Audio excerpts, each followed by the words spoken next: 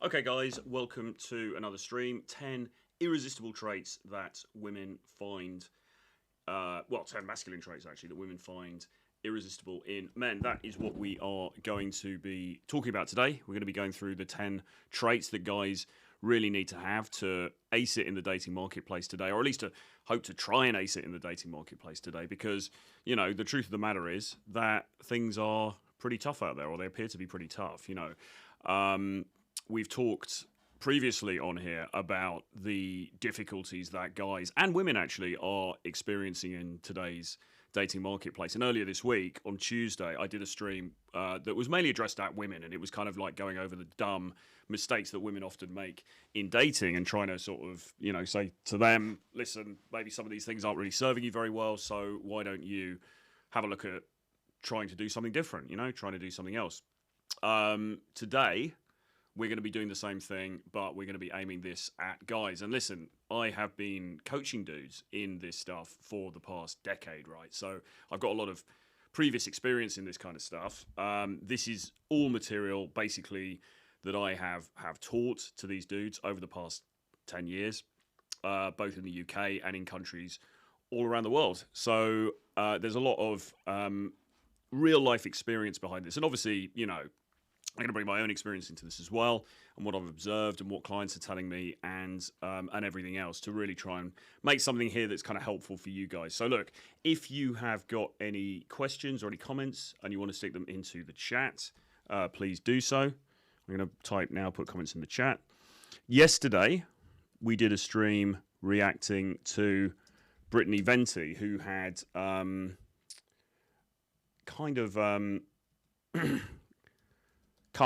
come out with something that was vaguely negative about me and the product that I did with Tiffany Fox earlier in the year called Magnetic Sexual Confidence. And Brittany Venti kind of came in and started flaming us about that on video. So I responded to that yesterday, and we also did a response in that video to the fashion advice that I'd given to Pearl, and talked about Brittany's response to that, and sort of debunked a lot of the stuff that she was saying. That stream actually did really well. We got a load of viewers on for that, and people, I wasn't necessarily expecting anything much, but people seem to be really involved with that topic, and they quite like that. So if you didn't get a chance to watch it, do check it out. It is up on the channel. It's the last live stream we did. But today we're going to go back to something a little bit more actionable, a little bit more useful, hopefully, and something that for you guys out there, this is going to really help you in terms of your dating life. Now, what I wanted to do, hold on one second, let's see if I can find this here.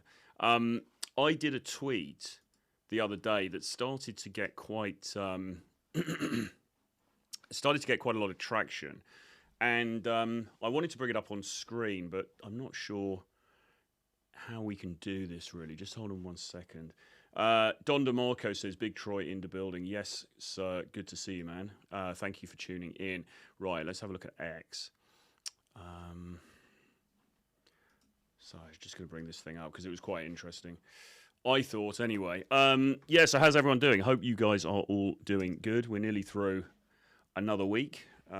Amazingly, we are, you know, nearly at the middle of January already, which is fucking insane, really, when you think about it, isn't it? I mean, it's just crazy how quickly time goes by. I really want to show you guys this tweet, though, because I think this really frames it particularly well, just in terms of the difficulties that guys are having out there, right? Because, you know, sometimes, like yesterday, for example, when I was on that stream and we were talking about Brittany Venti, one of the things that Brittany Venti had sort of flamed me for was I made this little speech in the promotional material for the Magnetic Sexual course I did with Tiff, and I was saying something like, you know, back in the day, it used to be possible for an average sort of guy to marry a high-value woman, and these days it's not, and blah, blah, blah.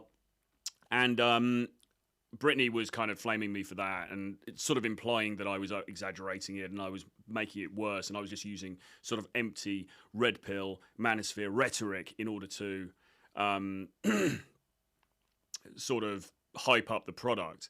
And I said, well, actually that's not true. And in fact, if anything, the feedback that I'm getting from people is that I'm probably a little bit too optimistic about all this stuff, you know? Like, there are guys out there and I speak to them every day because they're on my social media or they message me or whatever, and they are, really, really not in a good place as far as this dating stuff is concerned. There's a lot of guys out there, and we talk about the incel problem, and here it is actually. So here's the tweet. Let's have a look at this.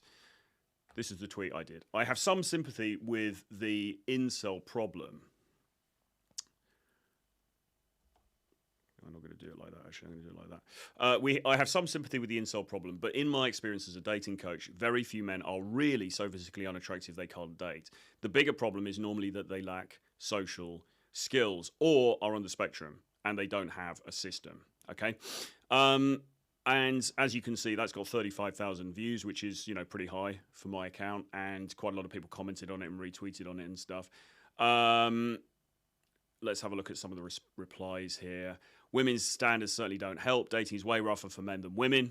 Just the way it is. Get jacked, get rich, dress well, learn social skills, shoot your shot in person. Nothing else you can do, really. Being upset about it isn't going to change it in the slightest. Well, that's kind of all true, isn't it? And he's included this graph here about how basically women find most men unattractive. This is the OkCupid data. You guys are probably aware of this already. What else have we got here?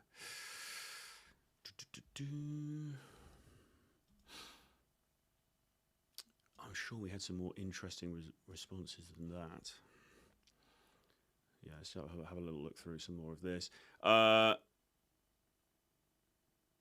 Ken of Dude, who replies to my stuff quite a lot, said most men could spend a year working on themselves, change locations, and get a pretty good girl or multiples, which I absolutely believe. I think that's true. So and then this person here, Interstellar, says, oh, yes, it's definitely personality is the key winner in the dating game. I mean, I responded to this person, but, I mean, that's a fundamental misunderstanding. What do you mean by... So people who are of a black-pilled perspective, people who are of an incel perspective, basically think that all dating coaches, myself included, and everybody else is a complete fraud because they believe that the only thing that counts is looks. And if you don't have male model looks, then you're not going to be getting any action or play in the dating market at all. And there's nothing that anybody can do about it. And then people will say, well, go to the gym and get in good shape. And they'll say, well, you can go to the gym, but you're still facially ugly, so you're still not going to get laid, etc., etc. So for them, they don't believe that there's any solution. So they think that anybody who's sort of promoting any kind of self-improvement message or self-development message, they believe is just a fraud and a faker and is just out to grift for your money, okay? Which obviously isn't the case because, as we're going to see when we go through this list of traits, actually, yes, obviously looks are important, but there are also a lot of other things that are very, very important in the dating process as well. And there's a lot of things that guys are getting very wrong when they're going out and they're interacting with these women. And we really need to work on this if we're going to, I say we, I mean you and me, the imaginary viewer who's sitting there and wants to improve his own dating life, right? We're going to have to work on these things and we're going to have to get you up to speed because, yes, obviously looks is part of the equation, but there's a lot of other things. There's a lot of other things that even decent looking guys are doing, which is fucking them over in terms of dating. Let's just have a look, see if there's anything else interesting on here. Archwinger, who responds to quite a lot of my stuff, he said, internet hurts them. They tell each other that average women are all having sex with super hot guys. There's plenty of chubby but not grotesquely obese trading sex for them to practice on until they're fitter and no more game.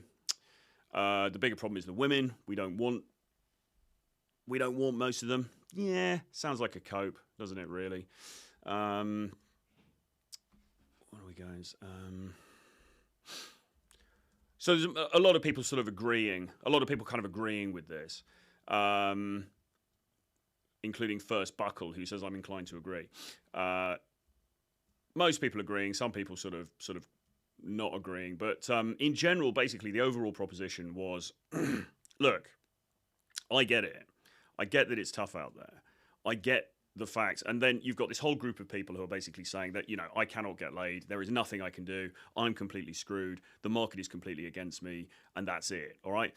I understand. I sympathize. I was there myself many years ago, right? I came from a background of pretty much having this mentality when I was a teenager. I mean, this was before they'd invented the internet, thank God. So I didn't get sucked into this rabbit hole of stuff. But, in terms of the feelings and the ideas, I certainly get it. I certainly sympathize. But I said this completely genuinely. And if people don't believe it, they don't believe it. People do, that's fine. In my experience, most of the guys that we get, when they come for coaching are actually not physically that unattractive. It's not like we're getting these horrendously ugly guys. And as a last resort, they pay a dating coach to try and solve a problem which is not solvable. It's not like that at all. I mean, as Pearl often says, most people in reality are kind of average, you know?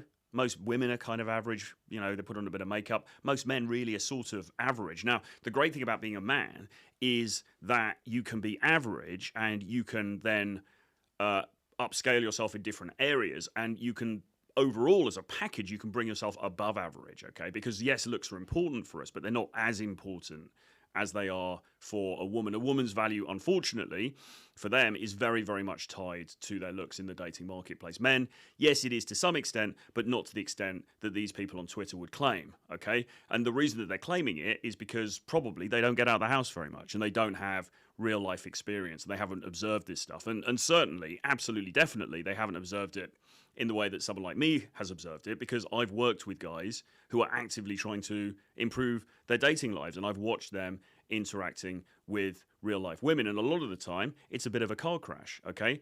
And if they'd have done things a bit differently, if they'd have come across in a slightly different way, then maybe those interactions would have gone better.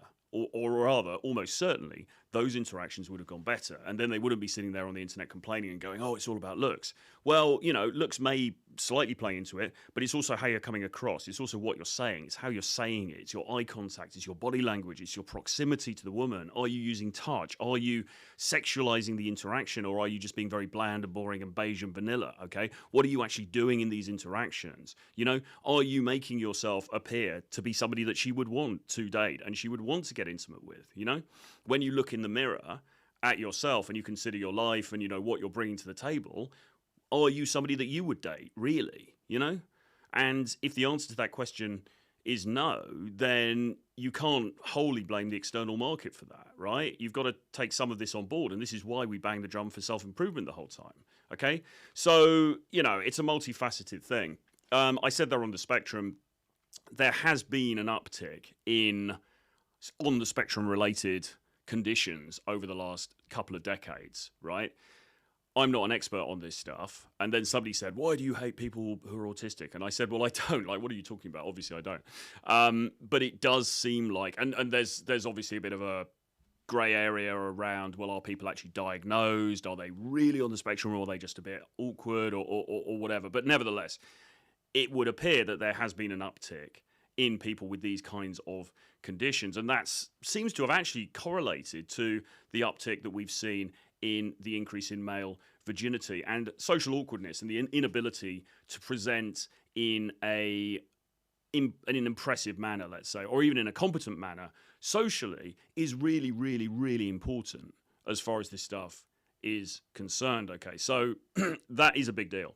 And then I said they don't have a system, okay? Now that is obviously a subtle plug for my services, but there is certainly some things here that can be systemized. It's not to say, okay, right, just learn this kind of 10-step program and then you're going to be dating Victoria's Secret models and it's as simple as that. Obviously it's not, but a lot of people are just going into this completely blind and they really have no idea at all what they're doing, and that is not really a good place to come from.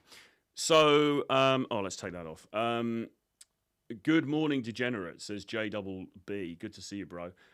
What has worked for me has been the contextual alpha in whatever domain I'm in, being a big fish in a small niche, and social circle game. Okay, well, that's interesting. So there's a couple of things there. So the contextual alpha thing is absolutely bang on. So I used to rely on that, actually, because when I first sort of cracked the code with the dating stuff, the way that a major thing really that changed for me was I started to work in nightlife, right? I started to work in bars and in clubs, and that gave me, firstly, access to a lot of girls in a way that I hadn't had before. And secondly, it gave me a degree of social proof because suddenly I was associated with the venue. So even just as a bartender, not even being a promoter or something like that, you're associated with the venue. If you're working a cool place, that gives you kudos, okay? You know everybody, you know the manager, maybe you know the DJ, maybe you know the door people, right? You've got that coolness about you. And you're suddenly not just this random guy in the crowd, you're somebody who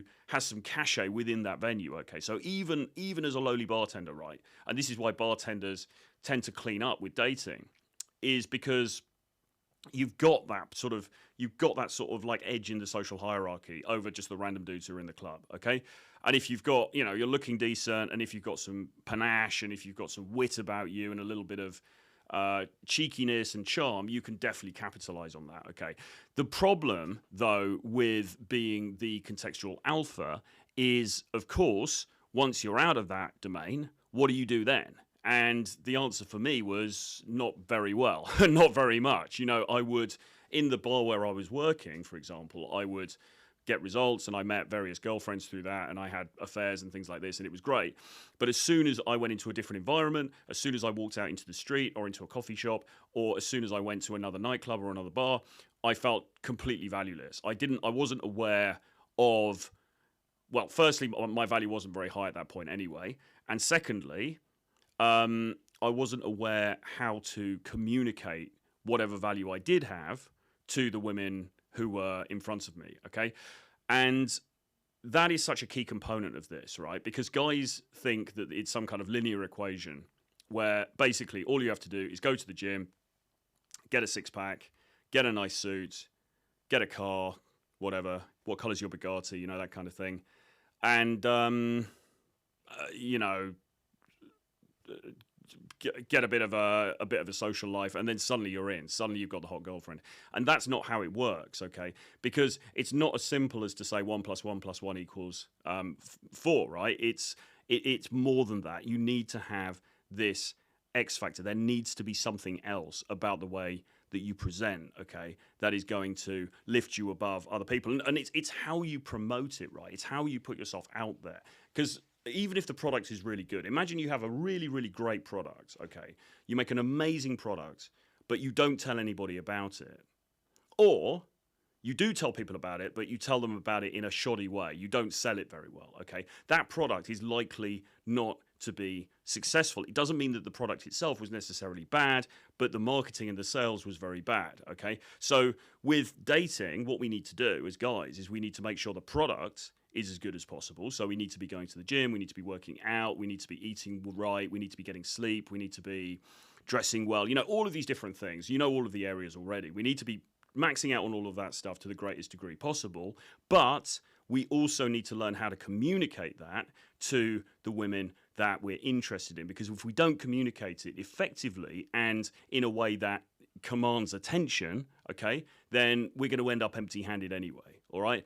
Super, super key. And that's really what game is, if you like. If you want a simple definition of game, it is the marketing of whatever one's essential product is. BB says, what is this video, lol? Okay. JBB says, if you're somebody, a lot of people that know you, it works. Don DeMarco says, that definitely helped. I DJ'd at clubs and knew tons of people through repeat exposure. And then Jonathan Smith says alphas are gay. Okay, well, you know, maybe some of them are. I don't know. So anyway, with that being said, let's look at what are the top traits that women find irresistible in men. I've got a list of 10 of them here. We're going to go through them in no particular order. And then if we've got time, we're going to be looking at some actual examples of talking to girls in real life and breaking those down, because I think it's really important to show some sort of tangible kind of examples of this stuff. So hold on to your hats for that, gentlemen and ladies. But in the meantime, let's go through this list. So 10 irresistible traits, or rather 10 masculine traits that women find irresistible in men. Number 1 is basically summed up by the word dominance, okay? Now, there are different strands to this, and you can take this in various different directions. But as an overarching theme, what do women really like? Well, they like guys that they feel are dominant in some way, okay? And that can include things like the ability to make decisions, okay? The ability to lead. A classic example of this is when you're proposing a date. You're talking to the girl, you're saying, hey, let's meet for a date. And then she says, yeah, cool. And then you say, okay, so what would you like to do? Or where would you like to go? You know, or what restaurant should we go to, or what bar should we go to, right? You're asking her. You're immediately deferring the decision to her, okay? And that's an incredibly bad thing to do, because and I've heard women that I'm friends with and that I know and that I've dated complaining about this stuff, right, when guys have done it. And the reason is because what they want is a guy who comes in and who makes that decision for them, right? They don't want a guy who is not able to have an agenda, have an idea, have a vision, and then push through with that vision, okay? She wants to be taken along for the ride. She doesn't want some wishy-washy kind of buffoon who is looking to her to lead, okay? Because what we need to bear in mind with all of this stuff, right, is masculine, feminine polarity. There has to be masculine to feminine polarity, okay? We need to emphasize that at all times. And if that isn't being emphasized in the interaction, then you're going to be on the losing side of the battle, particularly in the West, at a time when, let's face it, women are becoming somewhat more masculinized, if you want to put it like that, okay? Women obviously have their own careers, they have jobs, they're boss babes, they're going out there, they're earning money and stuff like that.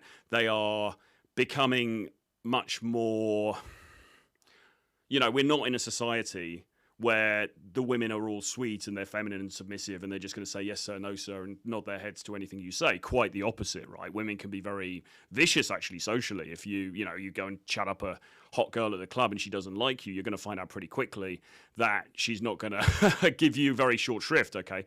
So you need to really up your game as far as that polarity is concerned. And that means being that dominant guy. Now, it's not about being an arse who's just going around yelling at people and trying to bulldoze her into doing stuff that she doesn't want to do. It's not about that. You've got to take all of this stuff as nuance, right?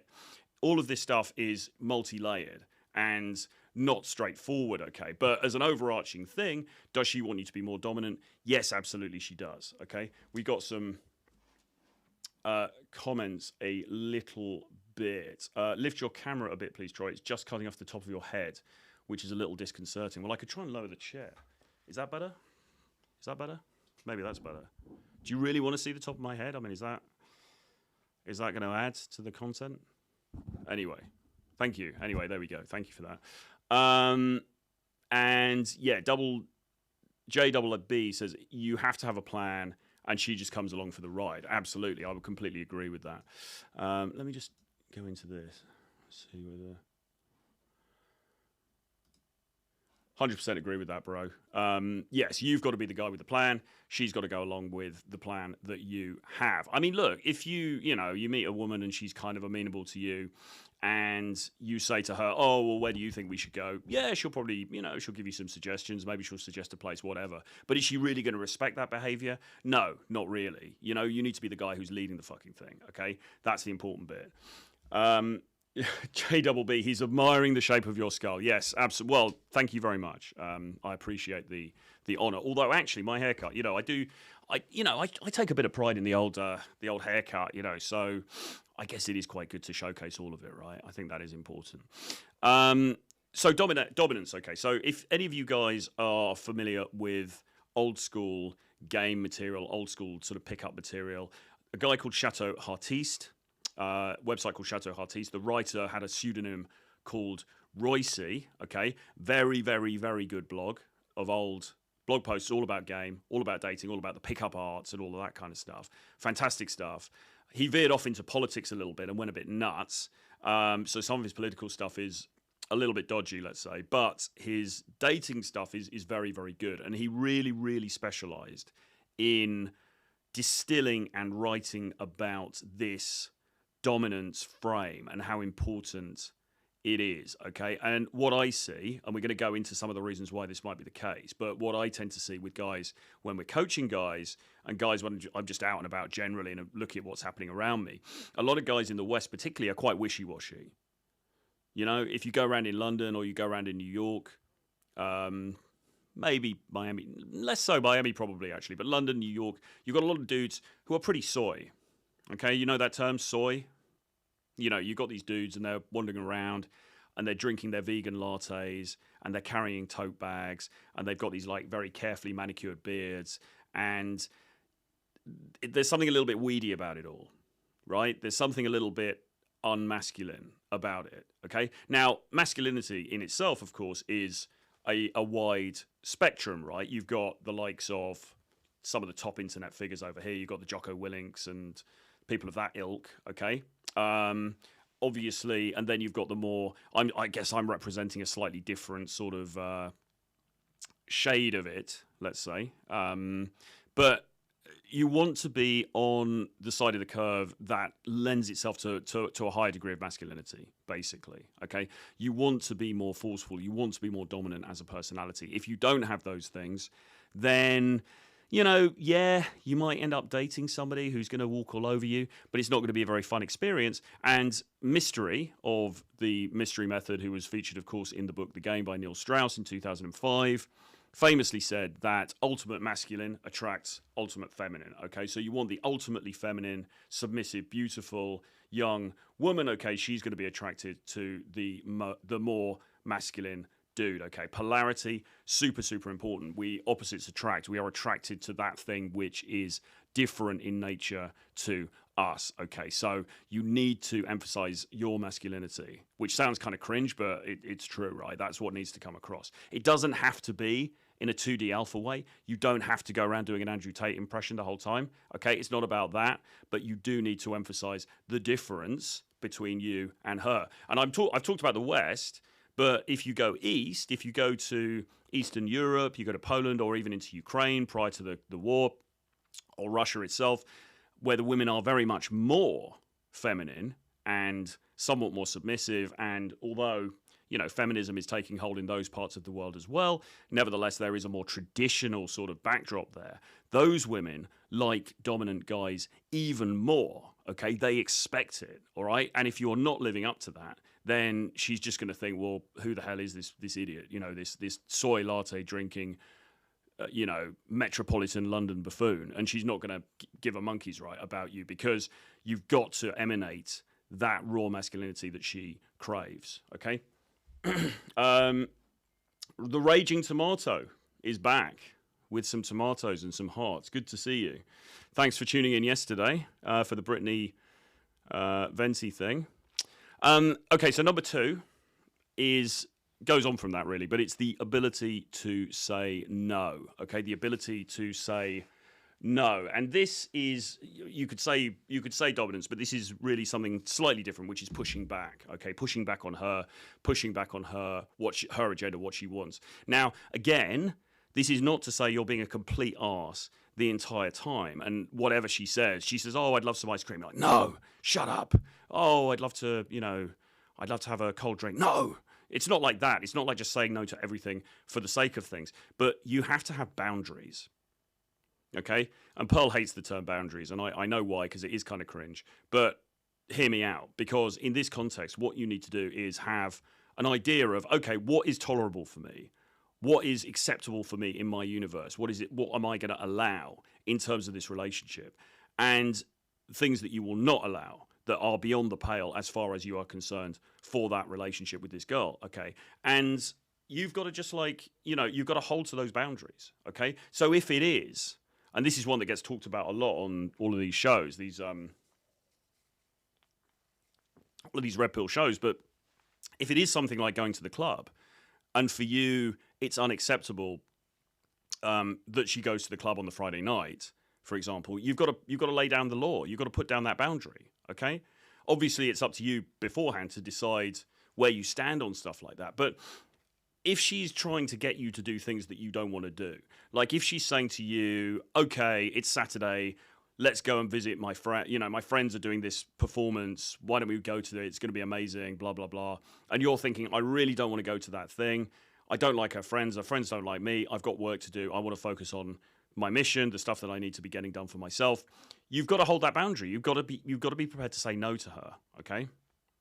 Or if she proposes some really stupid thing, which women will do from time to time, you know, oh, well, let's just book this crazy trip, or let's do this crazy thing, or, you know, you've got to be up at 4 a.m. to catch a flight, and she's like, oh, why don't we just go for a late drink or something, and you don't want to. You've got to be prepared to say no. You've got to be prepared to have boundaries and to stick to them, okay, even if it's going against what she wants. Again, this is not to be nasty. This is not to be unkind to her, but this is because otherwise she would see you as somebody who is very malleable, okay, that she's able to push around and she's able to control. And unfortunately, what tends to happen in relationships over time is death by a thousand cuts.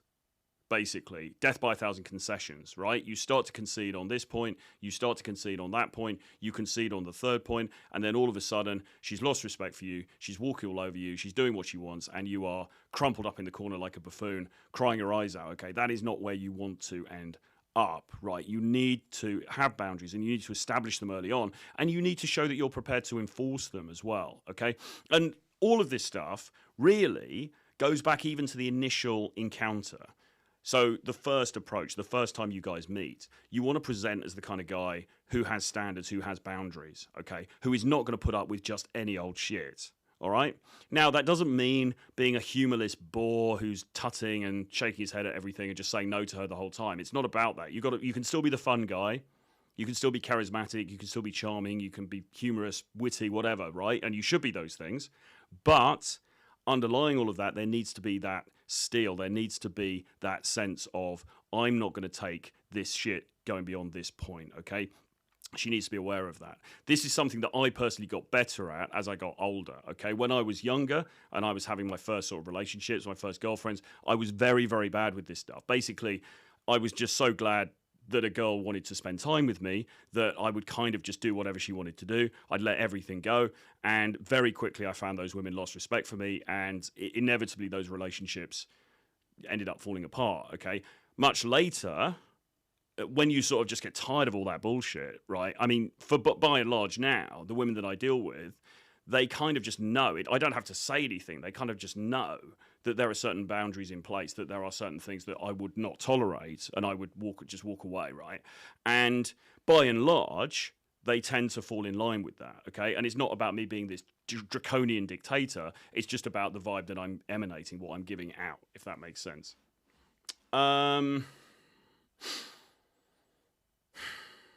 Let's have a look at the comments. So the Raging Tomato says, glad to see you're clarifying not being nasty or unkind. A man can put his foot down without being disrespectful to his lady. That's vital. True. JBB, that one, that's a big one. No, we aren't going out. I have to be up early. That one comes up quite a bit. It really does. And I'll tell you what, guys, it comes up, right? If you're like, if you're getting on a bit like me, right, late 40s, and you're dating these women who are in their 20s, there does come a point. I mean, look, I think I'm pretty young at heart, right? I think I still go to the club sometimes. I was in the club in Miami last year. I like to go out. I'm pretty social. I can stay up late, all that kind of stuff. But really, it does get to a point where it's kind of like I can take or leave all that stuff. I am quite happy just to go home and have a nice cup of tea and put the radio on, right? And there does start to become a bit of a gulf, because you're dealing with these ladies who are somewhat younger than you, and they just have more energy and they're just more up for that kind of bullshit, and it's like, oh, we can go to this other place, ha ha ha, blah blah blah. And sometimes you have to gently but firmly, you have to sort of push back on that and be like, no, listen, I think let's go back now, let's go and chill. And frequently they're just going to fall into line with that, okay? Like I was recently I was dealing with one lady, and she was kind of, and the other thing for me as well, because I stopped drinking, right? So I don't drink anymore. I haven't drunk for a long time. And that obviously comes into it as well, because if I'm dating a girl and, she likes to drink, she likes to party, there's going to be a part of her that's going to want to do those things. But there's also going to be another part of her that is like, okay, well, he doesn't. And if that's going to be a big problem for her, if she's going to be like, well, Troy's boring, I want to go out and rage until 6 a.m., then really, even for a casual thing, we're just not suited, because it's just not going to work, But for the most part, what happens is they kind of understand. I tell them where I'm coming from. They're kind of like, okay, right, yeah, I get it. And they are happy when they're with me just to be a little bit more chilled. It's not that we're not going to go out. It's not that we're not going to stay out, but we're just not going to be out until 7 a.m. Although, actually, I was actually in Miami. We were out until about 6 a.m. at this Latin club. That was quite cool. But, for the most part, I'm going to be knocking it on the head by about 1 a.m., 1 a.m., maybe 2 a.m. at the latest, right? And that's even on a big night, okay? So I'm not going to be accompanying her on those crazy things. She can do this with her friends. She can do that in her spare time. I don't care. When she's with me, that's not what we're going to be doing. It's not that we're going to be going home and knitting socks, right? You know, we can still have a good time, but she has to understand there's limitations on what I want to do. Otherwise, there's no point in us hanging out, really, because it's just not going to be enjoyable. And actually, I did date a girl back about a year ago now in London, and she was, I think, 24 or something like that, and she was very full of beans, let's say. She liked to stay up late, she liked to party, she liked to do all kinds of things, and it was a little bit, you know, I'm just kind of like, listen, darling, I kind of need to get a bit of sleep now, you know? So that can become a conflict, and as I say, you don't just want to blindly just go along with what someone wants to do just because you think they're sexy, right?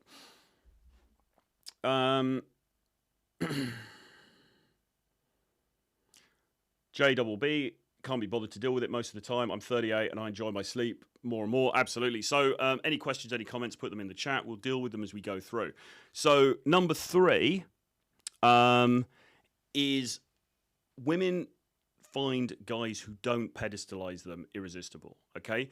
Women are attracted to men who don't simp for them, who don't put them on a pedestal. Now, unfortunately, in the Western world, what we're seeing is 2 things. We're seeing women's expectations getting higher and higher and higher, and we're seeing men's levels of simpery also getting higher and higher and higher, okay? Both of those things are almost tied together on the graph, and they're both going up exponentially. It's a bad situation, guys. You don't want to be blowing smoke up her butt, okay? It's not sexy. It's not attractive. She doesn't like it, okay? Now, in saying that, as always, with everything around this game and dating stuff, it's nuanced, because on the other side of it, you do want to show that you're attracted to her, okay? And guys can go too far with this thinking. They think, oh, I'm never going to pay her a compliment. I'm never going to say that, you know, she looks nice. I'm never going to say she looks pretty, because that would be simping, and I'm not a simp. I'm a strong, red-pilled alpha male. And, you know, you can go too far with this stuff, because we do need to indicate. We're going to talk about being sexual later, but you do need to indicate on some level you're attracted to her, right? Because otherwise, you end up friend zoning yourself, or you're in danger of ending up friend zoning yourself. So you need to acknowledge that, but at the same time, you don't want to be the guy who's liking every single one of our Instagram posts, or writing comments under them. And this is classic simp behavior that you would think that guys would have stopped doing by now, because it gets called out so much. But they continue to do it. We see it all the fucking time, don't we, right? Guys are just, you know, commenting. Girls come on podcasts, on shows, like, oh my God, you're so beautiful, and like all the hearts and the fire emojis and all that kind of stuff. You've got to cut it out, okay? You've got to cut it out. And even if you're dating her, right, you've got to cut it out. You've got to minimize it. I think that there is a sweet spot to be had between, yes, you know, on the one level, acknowledging that you find her hot, acknowledging you find her sexy. Obviously, that's largely, you know, what you're there, not what you're there for entirely, but that's a big component of it, right? Male to female attraction is very important. But, you know, you're not going to lay down your life just because she happens to be cute. Okay? You know? Because, right, let's just imagine for a second, right? All women want this high-value man, this archetypal high-value man. If you're that guy, right, just imagine for a second that you are that guy, right? You are going to have limitless options, all right? If you have limitless options, why are you going to be simping over one chick? It just doesn't make any sense, okay? Well, maybe you could argue it makes sense, but it doesn't, like, in her mind, it's going to be like, well, why is he simping all over me when this guy could have the pick of the bunch, right? And then she's going to question, well, he can't then be that high value, right?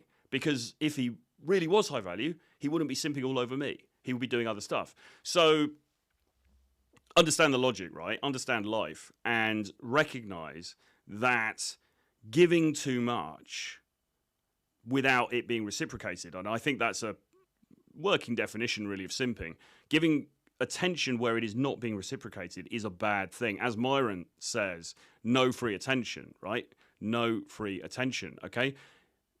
You've got to hold back on this, because otherwise it's just, well, it's not going to do you any good.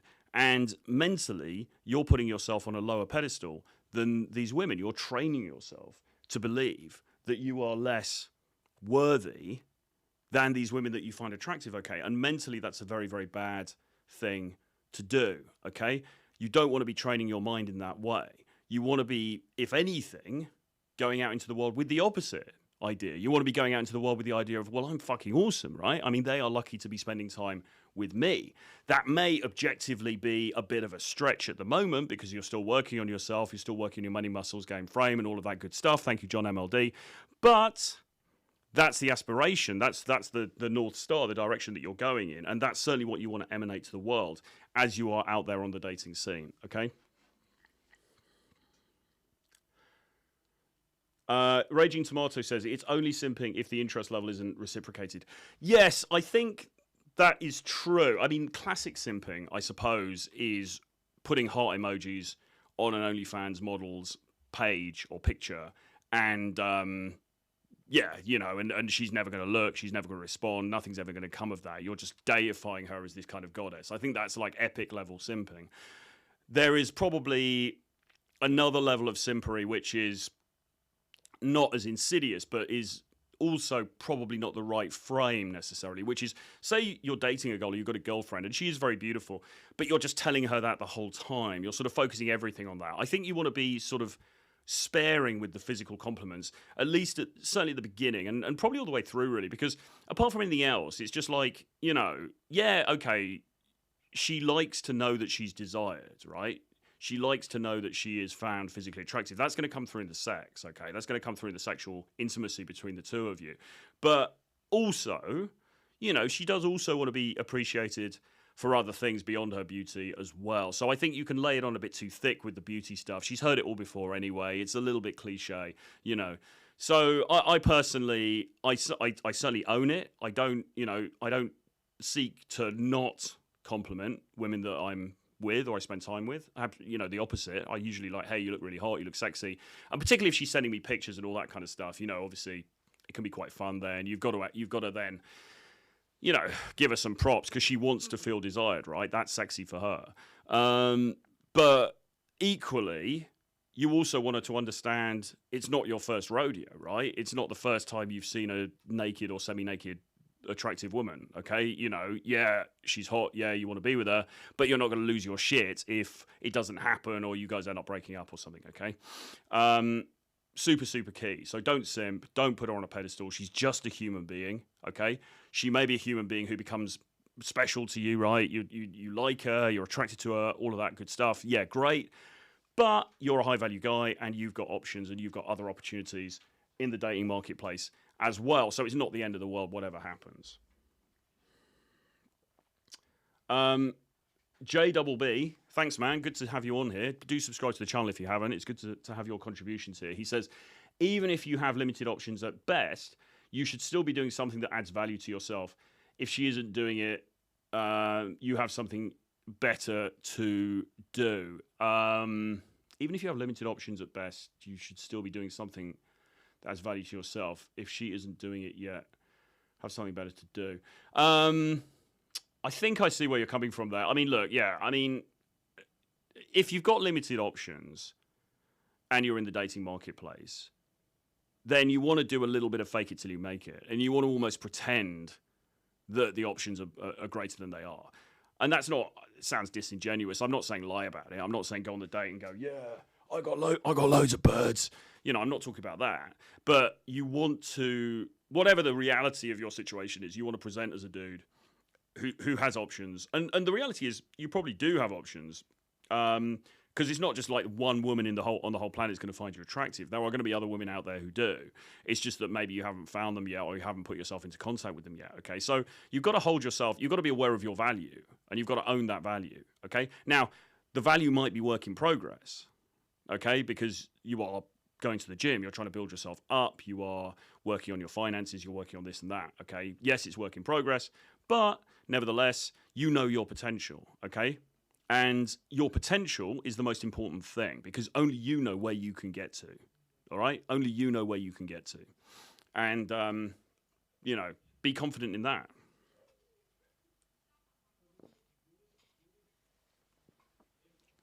Little bit of a drink there. Okay. Right, the next one is women find men who are exciting to be irresistible. And basically what this one comes down to is don't be fucking boring, okay? Too many guys that we coach are just a bit fucking boring, to be completely honest. They don't really have a lot going on in their lives, or if they do have a lot going on in their lives, they're not communicating it in a very effective manner, okay? So you don't want to be this just beige, vanilla, kind of dull character, all right? You want to have it seem like you've got something going on, you've got some interest, you've got some passions, you've got some fire behind you, right? You know, you're not just this sort of NPC who gets up and goes to work and, you know, comes home and then goes to bed again, right? You've got to seem like you've got more stuff going on. If you haven't got more stuff going on than that, then to be frank, you probably need to develop your life a bit, all right? Because again, you try and think of it from her point of view, right? Like, who does she want to date? Does she want to date a guy who's got literally nothing happening? It's literally crickets, right? There's tumbleweeds in his life, and he's just there, and his only outlet for sort of satiation or any kind of meaning in his life is going to be her. I mean, that's kind of not really very hot, is it? That's kind of a bit undesirable, okay? You don't want to be that dude. You want to be the dude who's doing interesting stuff, who's doing exciting stuff. Now, I've been in quite a fortunate position because I've been traveling quite a lot over the last few years because of the work that I've been doing, teaching guys in different countries and stuff. And so that has a double effect because on the one hand, you can date while you're traveling. I've been able to date while I've been traveling, and obviously meet people, you know, in different cultures and different countries and things, which is cool. But also, just the very act of having that sort of slightly nomadic lifestyle is attractive as well, because then you can tell people about it. They say, "What have you been doing?" So, well, I was in Turkey, I was in Warsaw, and you know, I was in Miami, and blah blah blah. And just the fact that you're traveling around and you're doing these things, it just adds that level of interest. Like, oh, right, okay, that's cool. That's interesting. You know, this guy's got some stuff going on. That's fascinating. I want to learn more. Okay. Now, I'm not saying you have to go and travel the world. It's not about that. But you want to have things that you can talk about. You want to have some depth as a person, okay? You don't want to just rock up on the day and she goes, well, what do you like doing? You're like, yeah, well, you know, watch the football at the weekends. You know, there's got to be some fucking more to it.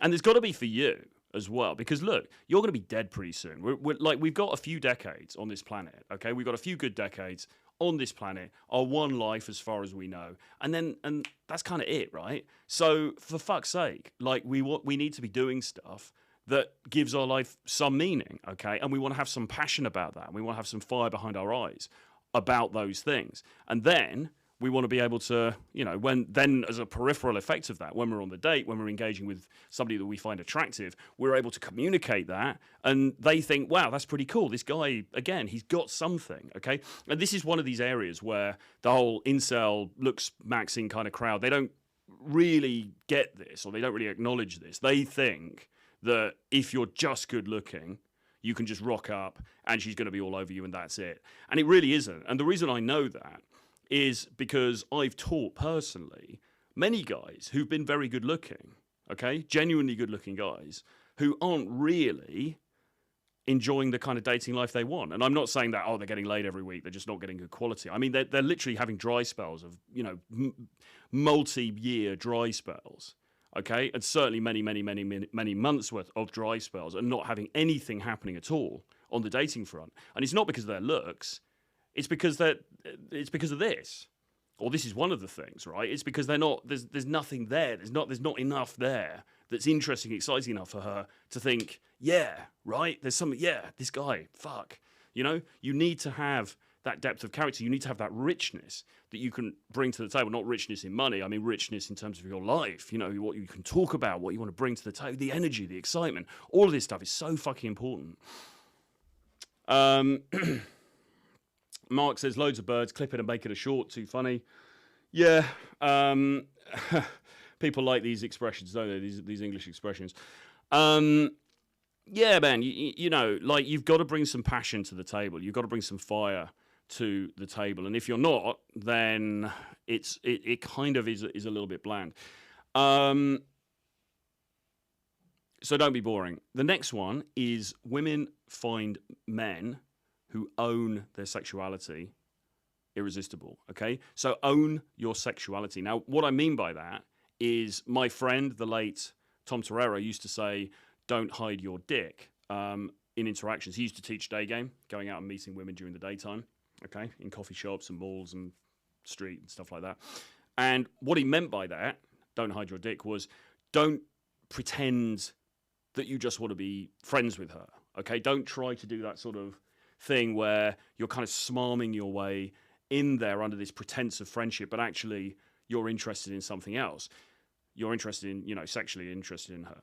Instead, it's better and it's more honest and authentic and truthful and real to go in there and make it obvious that you're attracted to her, and the reason that you're approaching her is because, you know, you're interested in her in that way. Now, you might do that by going up and making a compliment, right? You might walk up and say, hey, listen, I saw you, you look cute, I wanted to come and say hello. Listen, you look really pretty, I wanted to come and say hello, had to come and introduce myself, my name's Troy, blah, blah, blah, all right?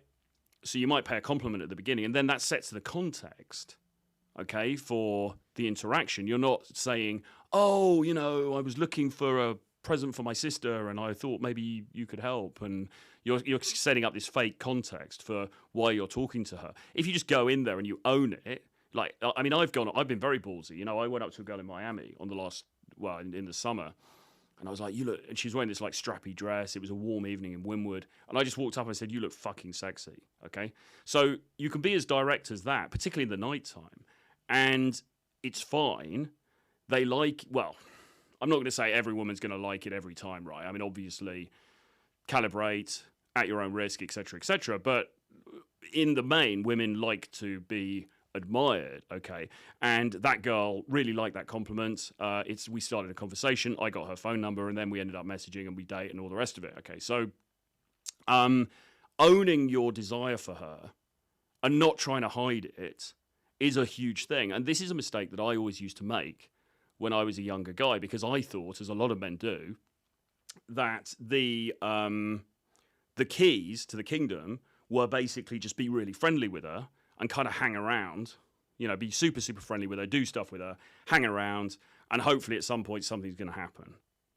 You know, that's kind of the game plan. It's like, yeah, if I hang around long enough and she likes me and she thinks I'm a good guy, maybe we'll end up in bed together. And that is the strategy, okay? And that's a very, very bad strategy to have, because the problem is that you end up friend zoning yourself, and then 3 months later when she ends up dating Chad and you're sitting there with your dick in your hand, then you know you're not going to be in a good place, okay? It would have been better for you to have been direct earlier on, or asked her on a date, or just manned up and just been like, hey, listen, I think you're cute, let's go for drinks, or let's go for a coffee or something. It would have been better to do that and then have her reject you than sitting around for 3 months pretending to be friends, and then she goes and sleeps with someone else, all right? So just think about the way that you're contextualizing these interactions with these women, okay? If you just going to be friends with her or whatever, fine, just do that. But if you like her and you're interested in her in that way, then you need to foreground that early on, and you need to act on that. And if she rejects you, she rejects you. Life's tough. It is what it is, man. You're going to get rejected. This is part and parcel of the game. But who cares? Because then you're on to the next one, okay? But it's better to get to that rejection quickly rather than hanging around and trying to get in under the radar under false pretenses. Jerome says, no one cares what women like. They might like you today, but since they have a huge choice and easy access, they might like someone else tomorrow.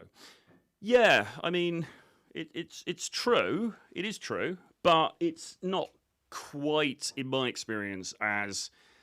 I mean, we spend a lot of time talking about how tough the dating market is, and, you know, women have all this choice and blah, blah, blah. But it's not quite like standing by the side of a Formula One track and watching the cars zoom past, and it's like, oh, I tried to catch her, and she zooms off into the distance.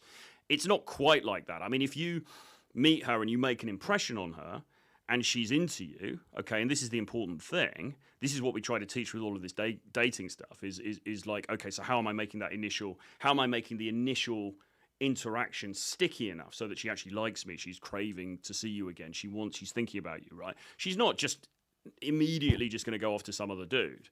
Okay, because it's not, yeah, they get lots of offers and stuff like that, but equally, women get a lot of fucking weird dweeby guys hitting on them in their DMs and stuff. It's not like they're getting, we sort of mythologize it and we make it like, oh, she's just getting hit up by these guys on yachts in Miami the whole time. And there is obviously that is happening. But, equally, also, a lot of the approaches that she's getting from guys, whether it's online or on the dating apps or whatever, she's not interested, like they're just not guys that she's into. So if she likes you, then if you're able to make a sufficient emotional impact on her, or emotional and energetic impact on her, let's say, she is going to give you a shot. Okay, unless, and shit happens, right? You could be unlucky. Maybe her ex-boyfriend comes back into the picture or something. But in general, she's going to give you a shot, all right? Because this is the power, actually, of approaching in real life. Because if you can make something happen in real life, right, and she feels that impact, you feel that emotional kind of exchange between the two of you, that energetic exchange between the two of you, that could be very, very powerful, okay? And that can override, at least temporarily, her desire to mess around and, just jump on the next dude, okay? It's not quite as cutthroat as you're saying, in my experience, okay? Depending on the girl, depending on the circumstances, your experiences may differ, caveats, etc. Raging Tomato says, Orbiter, yeah, the friend is the Orbiter. That never works.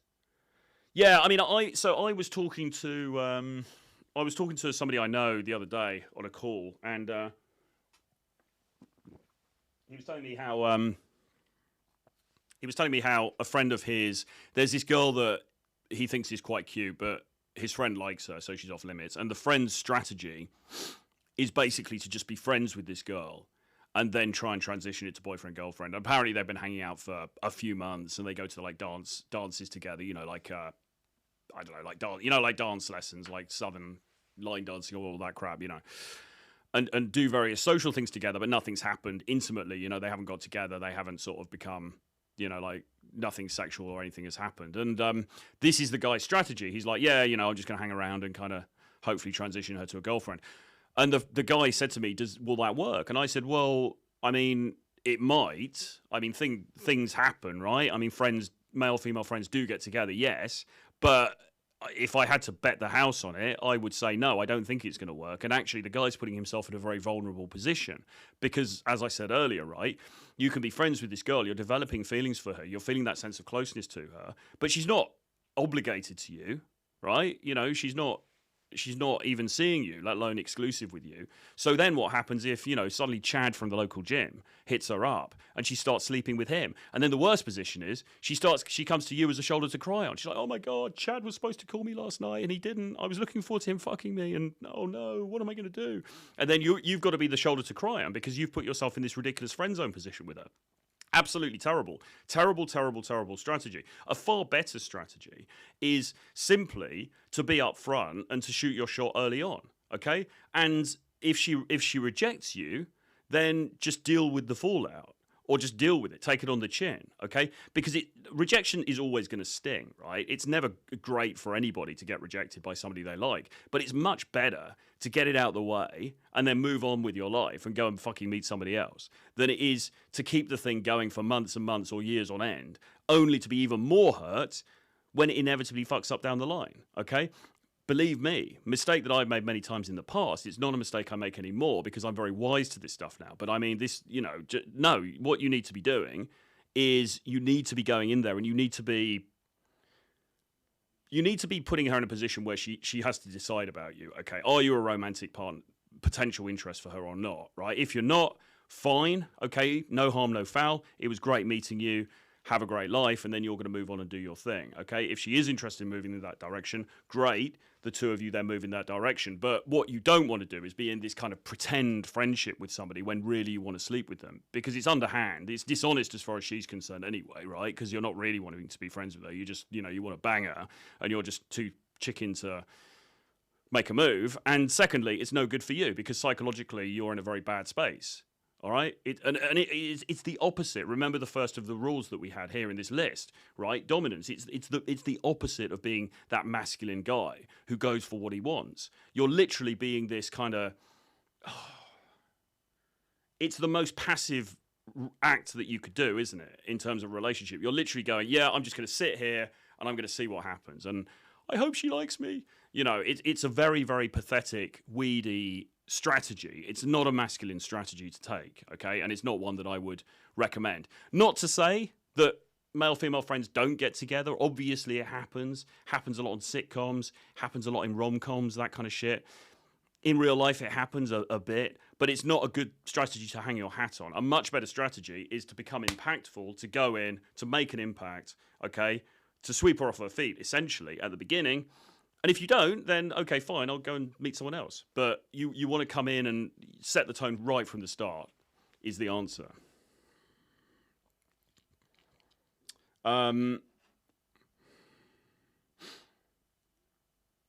So Boom Shaka says, I've had this basically happen to me. I've had a girl give me her number. A week later, I ask her out and she's seeing someone. Well, okay, fine. I mean, look, I get it. It does. Yes, obviously it does happen. I mean, what can I say? We're trying to look at general principles here, overarching principles versus specific examples. I mean, you can pull out specific examples of anything happening, right? You know, yes, of course, there are women who they're being very fickle, they're dating around, blah, blah, blah. I mean, we don't know the circumstances of this. You got a number. Did you text her the same day? Did you text her the next day? Or did you just text her a week later? I mean, if you didn't text her until a week later, you're off the radar anyway. I mean, it's no surprise she's seeing someone else. Yeah, obviously it happens. What I'm saying is, though, it's not... If you're doing this stuff right and you're doing this stuff consistently, the market is still not so cutthroat that you can meet somebody and then immediately they just forget about you. Immediately they just jump on the next bus. And I know this myself from my own dating life because I meet women and yeah, they've got a lot of options, right? They've got a lot of people hitting them up in the DMs. They don't just immediately forget about me, okay? Because we've had a sufficient connection, okay, emotional and energetic. That means that there's something there, okay? It's not they're going to hang around forever, you know? I mean, obviously, if I was traveling and, you know, there's a girl in Colombia that I see and, you know, I don't go back there for 6-8 months, then yeah, she's probably going to get a boyfriend. But it's not this kind of like just immediate thing because the marketplace is so ruthless as you're suggesting. In general, not to say it doesn't happen. I'm just saying that overall, you know, this is about us creating a vibe with these women where they want to be with us enough that they don't just fuck off on the next guy, right? And it is possible to do, even in 2024. Raging Tomato says friend zones don't work. Fair enough. She's not rejecting you. You're screening her. Jerome says one big problem is the high body count of modern women. It makes them completely unattractive. They won't tell you or lie, but it's easy to find out. Internet or social media reveals everything. Yeah.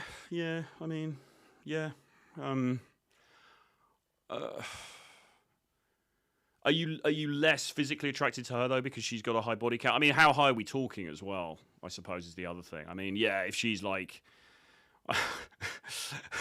if she's been on the whatever podcast and she slept with like 500 dudes and she's covered in tattoos and all that kind of thing, then yeah, I can see that being a turn off. But I think for the most part, I mean, depends what you're looking for as well. I mean, if you're just looking for casual companionship, then to be honest, her body count does it matter that much? I mean, not really. You know, if you're looking for something more than that, then obviously it is going to matter, but or it's going to matter to a lot of guys, but it might be a little bit of a cope. You know, haters might say it's a cope for somebody to say, well, most women are unattractive because they've got a high body count, but it depends what you want. If you're looking to get laid and she's got a high body count, that doesn't matter that much. So are you just saying that because it's a way to excuse yourself for not getting laid, if that makes sense? You know what I'm saying? Body count is not really a conversation I ever have with anybody unless it was going to be somebody that I was going to get very serious with, which is like, you know, I never do that anyway. But if I was going to, and then as you say, you know, over a period of time, you're going to get to know them. You're probably going to get a pretty good idea.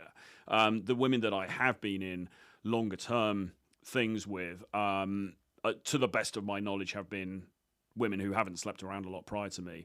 But, you know, again, as I say, it depends on what you're looking for, really. I mean, if you're looking for, you know, a serious, committed, long-term relationship, then fine. But, I mean, maybe you're playing the game wrong in that case, you know? Because, actually, as a single guy, as a bachelor in 2024, there are multiple options out there. And, you know, why are you looking for that when the male strategy really is to spread your seed, right? And for variety. So I think a lot of guys kind of, I'm not singling out the commenter here, but I think a lot of guys sort of go along with a socially prescribed idea of what they should be doing because they think it's the right thing to do, or because it's a bit of a cope, because they don't think it's possible to live a lifestyle of abundance, okay? And actually it is possible to live a lifestyle of abundance. Anyway, we're getting into other areas here.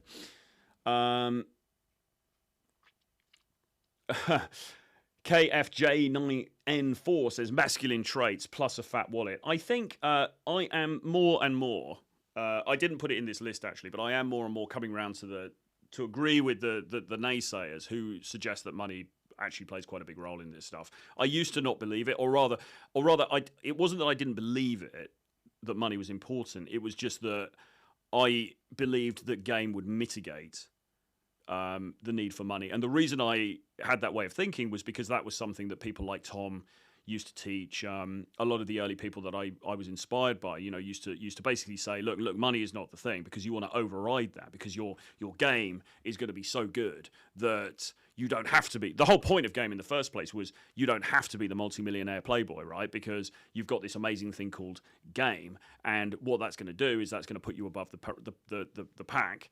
You know, she's gonna like you anyway, okay? Now, there is a modicum of truth in that, because there are also rich dudes who are not getting any action, or they're getting very, very limited action with not very attractive women. And the reason that that's happening is because they are, you know, because of they're boring, they're kind of on the spectrum, they're super logical, they're not in touch with their emotions, all of this kind of thing, right? There's a lot of guys who are handicapping themselves even though they've got money. But on the other hand, money certainly gives you at least access to higher tier women. Okay, and when I say higher tier, what I'm talking about is young, very attractive women are drawn to money, you know?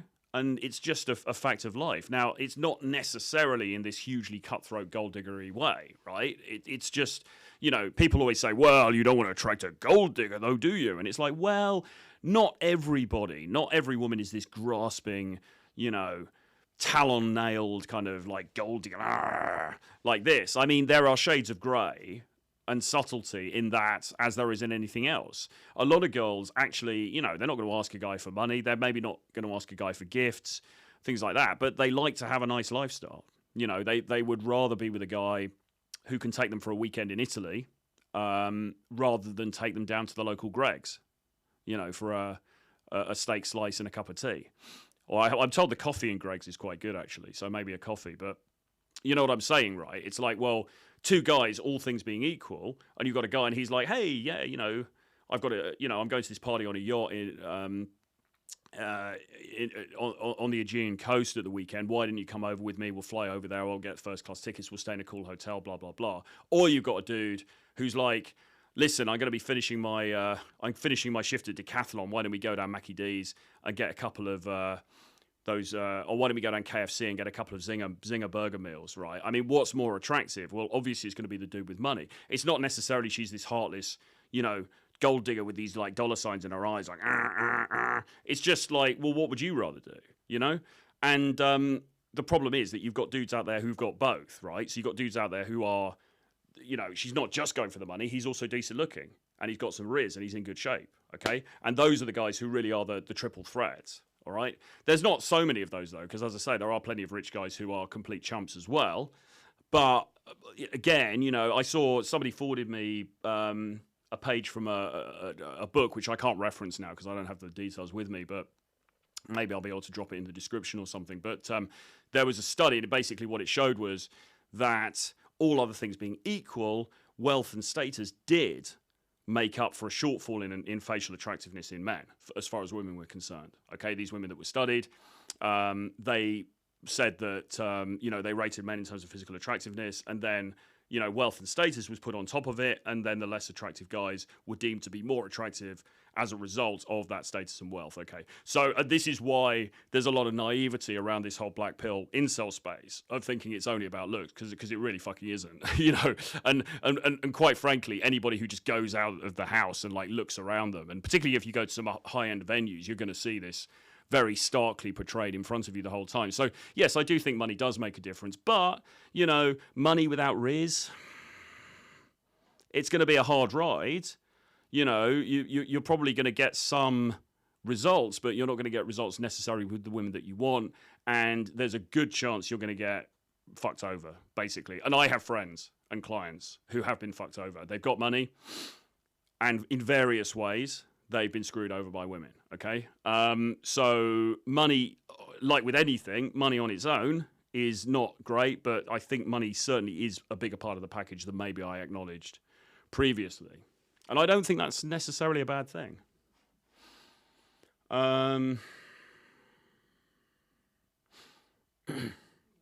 Okay. Jerome says, it's not hard for me to approach women. I'm tall, good job, and go to the gym. I made the experience that almost every girl would have slept with me without condom just because they got horny during foreplay.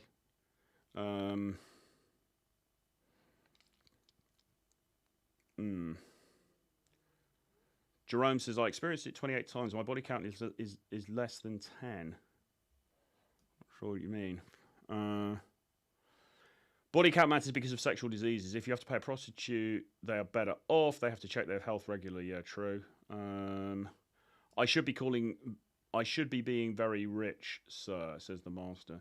Ben Lakin, resource abundance is an archetypal masculine trait. Provisioning potential. Yes, good to see you, Ben. Thanks for tuning in. I would agree. That's absolutely correct. You know, there was this idea that so guys will seize onto the idea of beta bucks, alpha fucks. So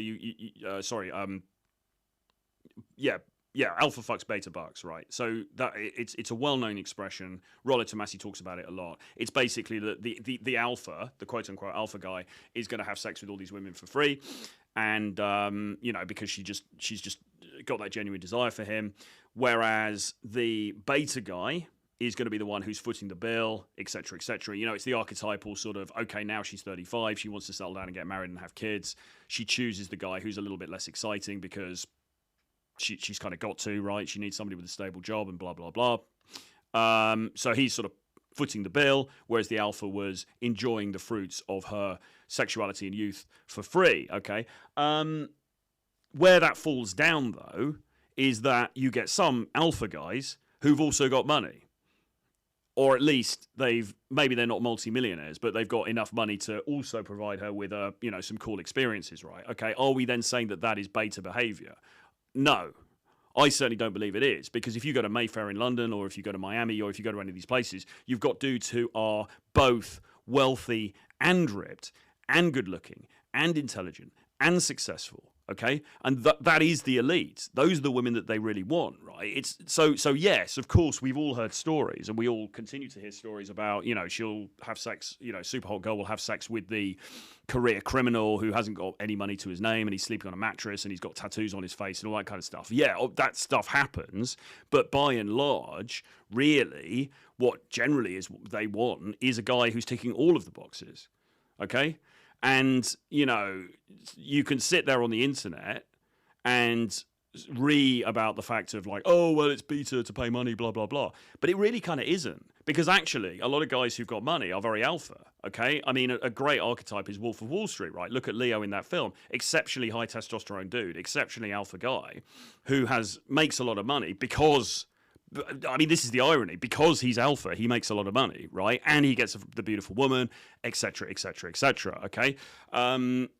Look at people like the Tates, right? Why do they showcase wealth the whole time? People aren't saying that the Tates, oh, you guys are beta because you've got all this money and that's why you've had these women in your life. I mean, it's nonsense, right? It's absolute nonsense, but it's the kind of shit that gets talked about on the internet because a lot of people are dumb, or at least a lot of people aren't able to see nuance in any of this stuff. And with all of this stuff, like including with the gold digger example, there's a lot of nuance here, okay? It's not just this black or white thing. Oh, she's a gold digger. Oh, she's a good girl. Oh, she's a virgin. Oh, well, I suppose virgin's black and white, but you know what I'm saying. Like a lot of these things, there are shades of grey in the equation.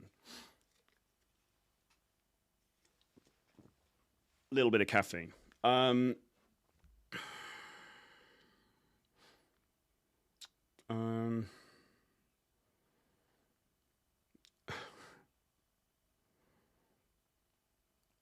Jerome says, I have to add that I only sleep with my girlfriend in a relationship and then only without a condom. I hate condoms. Okay, thank you for Thank you for clarifying, Jerome. So Boom Chaka says, got to be the 666, 6 figures, 6-pack, 6 figures.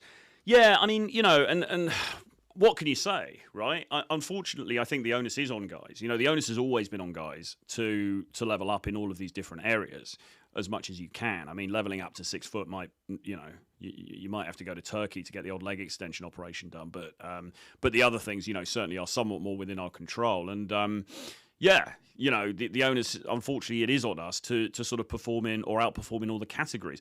Having said that, I would say, and look, maybe I'm guilty of this as much as anybody, because, all of us online, we're kind of playing up the difficulties of the dating marketplace. And it is difficult, but I still believe you don't have to be Leonardo DiCaprio to be getting laid. You don't have to be a Calvin Klein model, okay, right?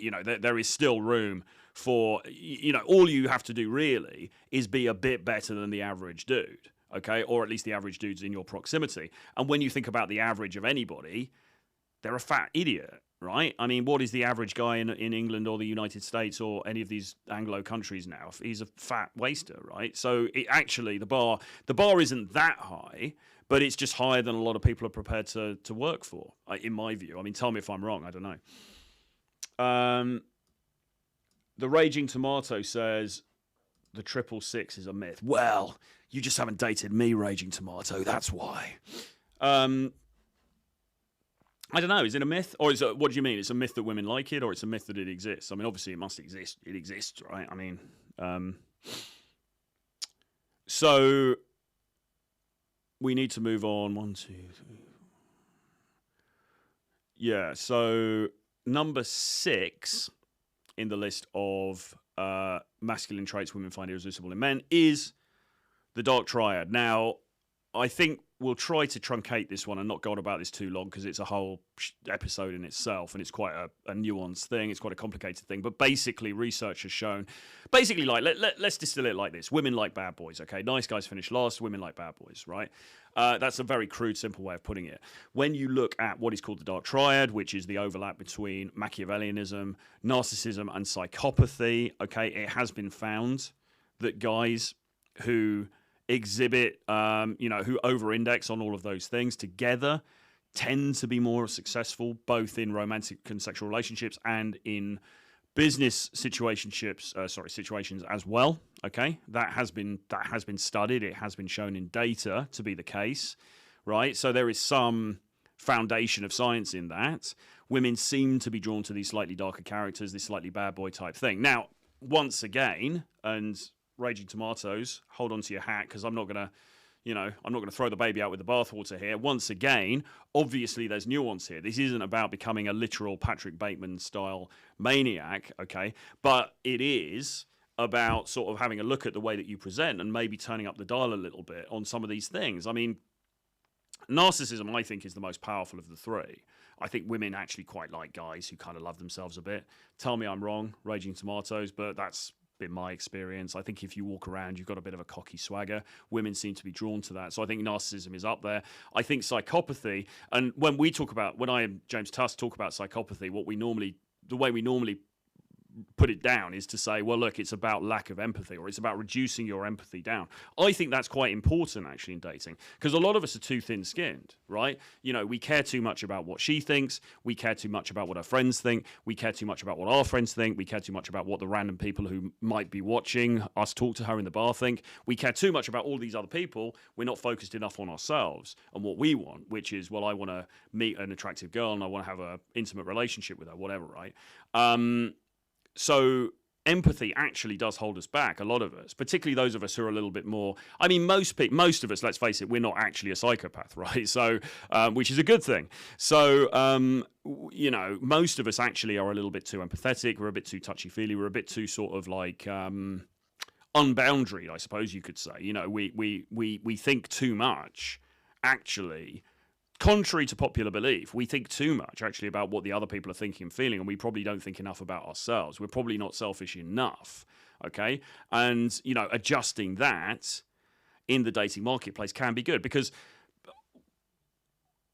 if you think about it right, so we talked before about don't be boring, and often an expression of being boring is simply just talking about what the other person wants to talk about, or kind of going along with the program that is set out by somebody else, okay? And then the person thinks, oh, well, this guy is bland, he's predictable, he just does whatever I say, he just agrees with whatever I say, and then you lose points because of that. And you were probably trying to be a nice guy, right? You were just trying to be agreeable and amenable. But the real reason you were doing it was because you weren't being selfish enough. You weren't thinking, well, hang on a minute, what do I want in this situation? Do I want to be at the bar at 2 a.m.? Or do I just want to fucking go home and go to sleep because I've got a meeting early in the morning, right? You were thinking too much about them, not enough about you. And actually, if you'd have thought more about you and you'd have put your mast in the sand and said, no, listen, this is what's up, then not only would she have respected you more for that, you might have come over as being more abrasive. You might have come over as being less of a nice guy, but she probably would have respected you more, you know? And on top of that, you would have got what you wanted rather than having to do what somebody else wanted, and probably then building up resentment to her at the same time. So there are compounding benefits to this stuff, okay?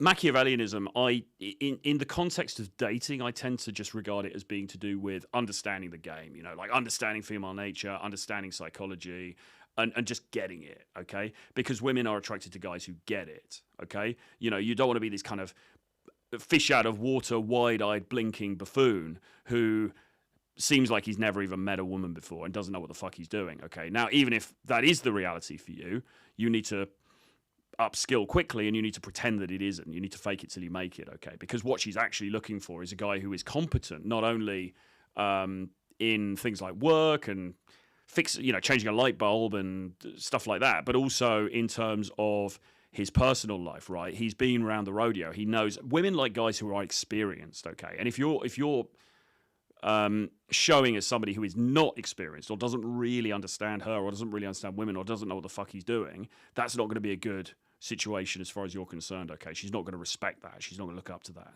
So got to be mindful of that too. Technically, I speed dated you, Troy. Yeah, we did speed date. We'll have to stick that up on the channel again at some point. It was a good date. Women don't demand those requirements. No, I don't think they. I don't think they do universally. I think height is overplayed a lot actually online. Maybe delusional women do, but the average woman, we just want you to make us laugh, and you can't be a douchebag. Well, okay. I guess I got 1 out of 2 then on that. Guys, you should read the book The Wisdom of Psychopaths. Yes, that is by a guy called, is it Dutton?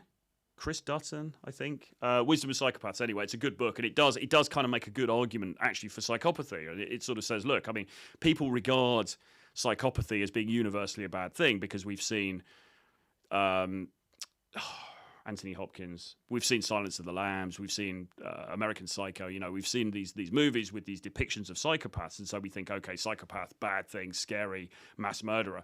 Actually, this book argues that psychopathy in some instances can be beneficial because somebody like, for example, a surgeon who is required to basically cut people up, but to be incredibly calm and measured while he does that and to be very accurate with his work, okay? You need a certain type of person to do that work. Also, people who work in aspects of the military, okay? You know, you need to have certain types of people who are able and willing to take on that kind of work. People that work in Wall Street, right, in investing, okay? You know, who have to take big risks and do things that would make a lot of people very uncomfortable. They have to be able to do that without breaking a sweat, all right? So actually, this reduced empathy can be beneficial both in society and on a personal level as well. And sometimes, you know, when I think about myself and I think about my own behaviors, I think I'm actually a pretty empathetic person, contrary to what some people may believe. And in some ways, that's great. But in other ways, has it held me back? It probably has a bit, you know, and sometimes you just need to, and you can make a conscious decision around this stuff as well. You can sometimes just think, look, in this aspect of life, I've got to toughen up a little bit, you know. I remember once having to come out of a relationship with somebody. It was a very toxic relationship. It was no good. It wasn't any good for her, but it was certainly no good for me. I mean, it was fucking disaster.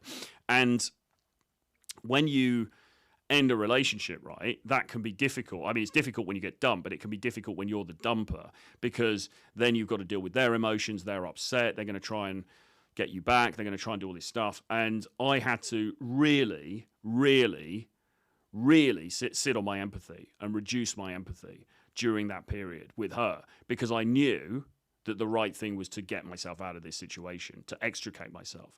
And it wasn't particularly easy because she threw a lot of ammunition at me at the time. But I stuck to my guns. Now, normally, my natural instinct probably would have been more empathetic than I was. You know, to be like, oh, God, but she's upset. Oh, okay, well, maybe just one more chance, blah, blah, blah. I didn't do that. And I believe that it was the right decision for both of us that I didn't do that. Okay, so reducing my empathy in that situation was, I think, entirely correct. And I think it was beneficial. So, you know, although we look on these things as being negative, actually there can sometimes be a sort of a positive side to it as well. Confidence, not cocky. There's degrees to it. It's good to have a degree of it.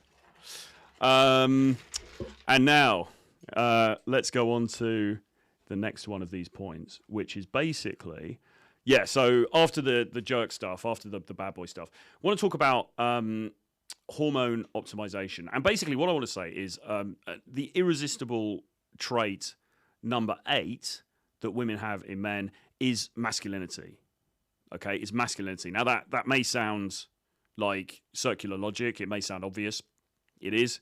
But what we discovered this year, or last year rather, because it's 2024 now. So obviously, if you guys don't know, I work a lot with James Tusk. He's a day game guy. He's got his own big YouTube channel.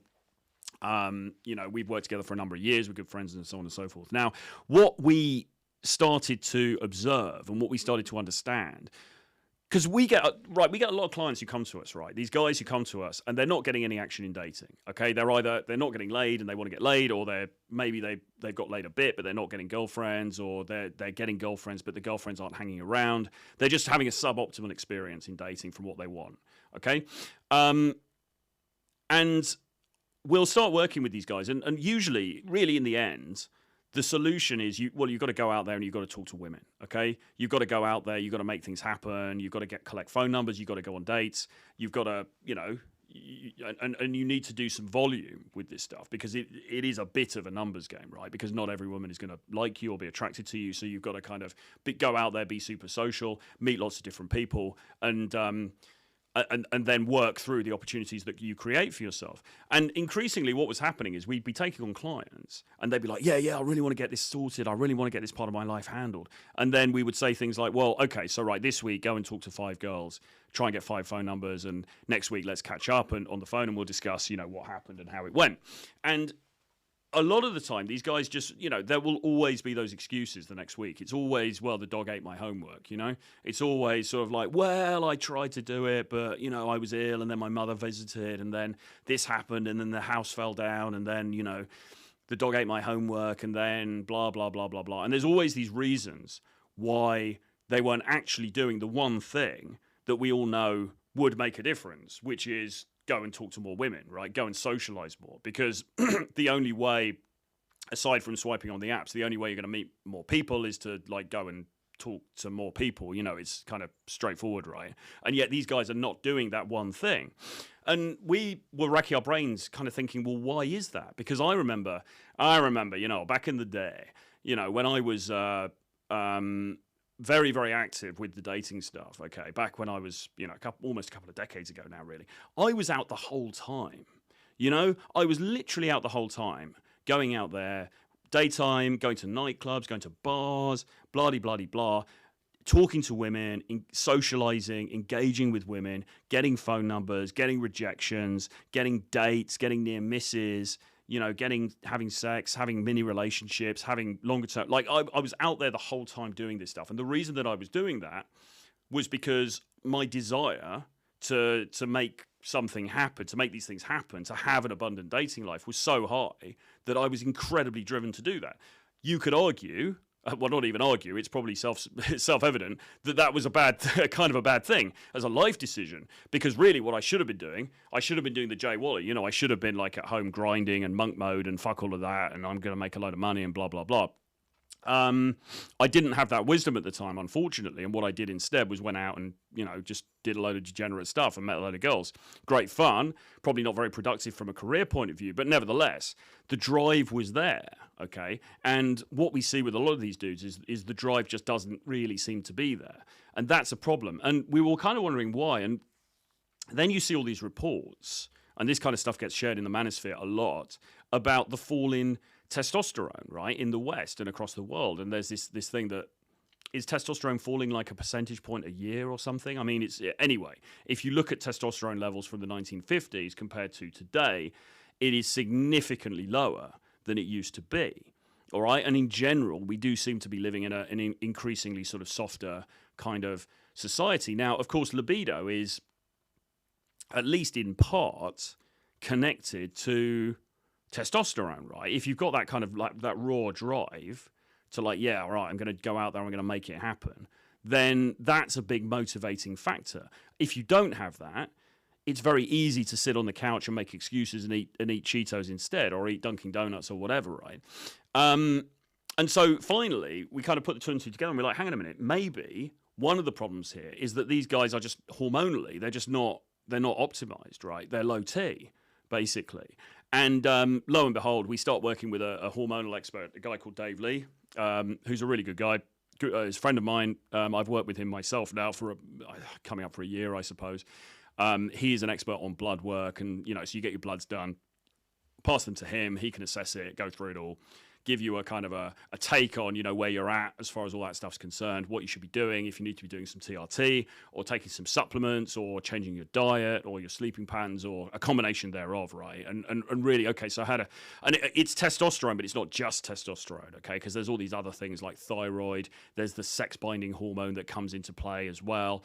There are other bits and pieces on the table too. So it's really really looking at the whole thing and seeing, okay, so where am I hormonally? Now, it's super, super key, because the drive that I had to do all this stuff when I was younger was so incredibly high. And for me, I believe that was the only reason really that I had some success with this stuff, was because I was so driven to do it, and it was like literally you'd go out and you'd get rejected. You might get rejected by, 10 blowouts in a row or something. You just keep going. Because the end game was like, well, I want to get the result I want to get, which would be, to go to bed with somebody, or to find a girlfriend, or to find a date for the next day, or whatever it was.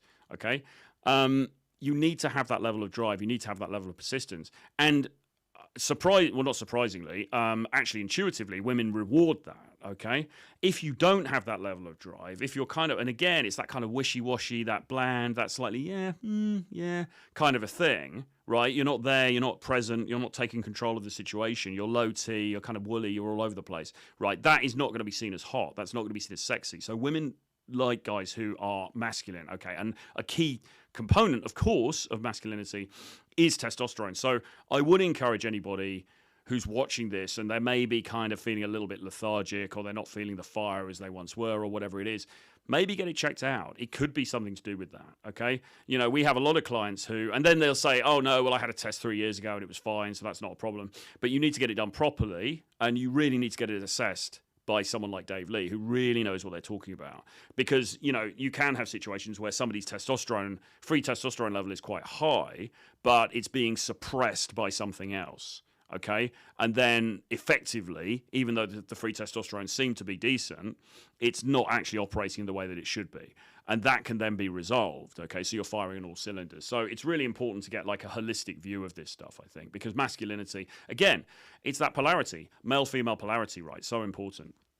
And then number 9 is women love guys who are unpredictable. I'm going to go with unpredictable. You want to present as the kind of guy who is a bit of a risk taker, quite adventurous.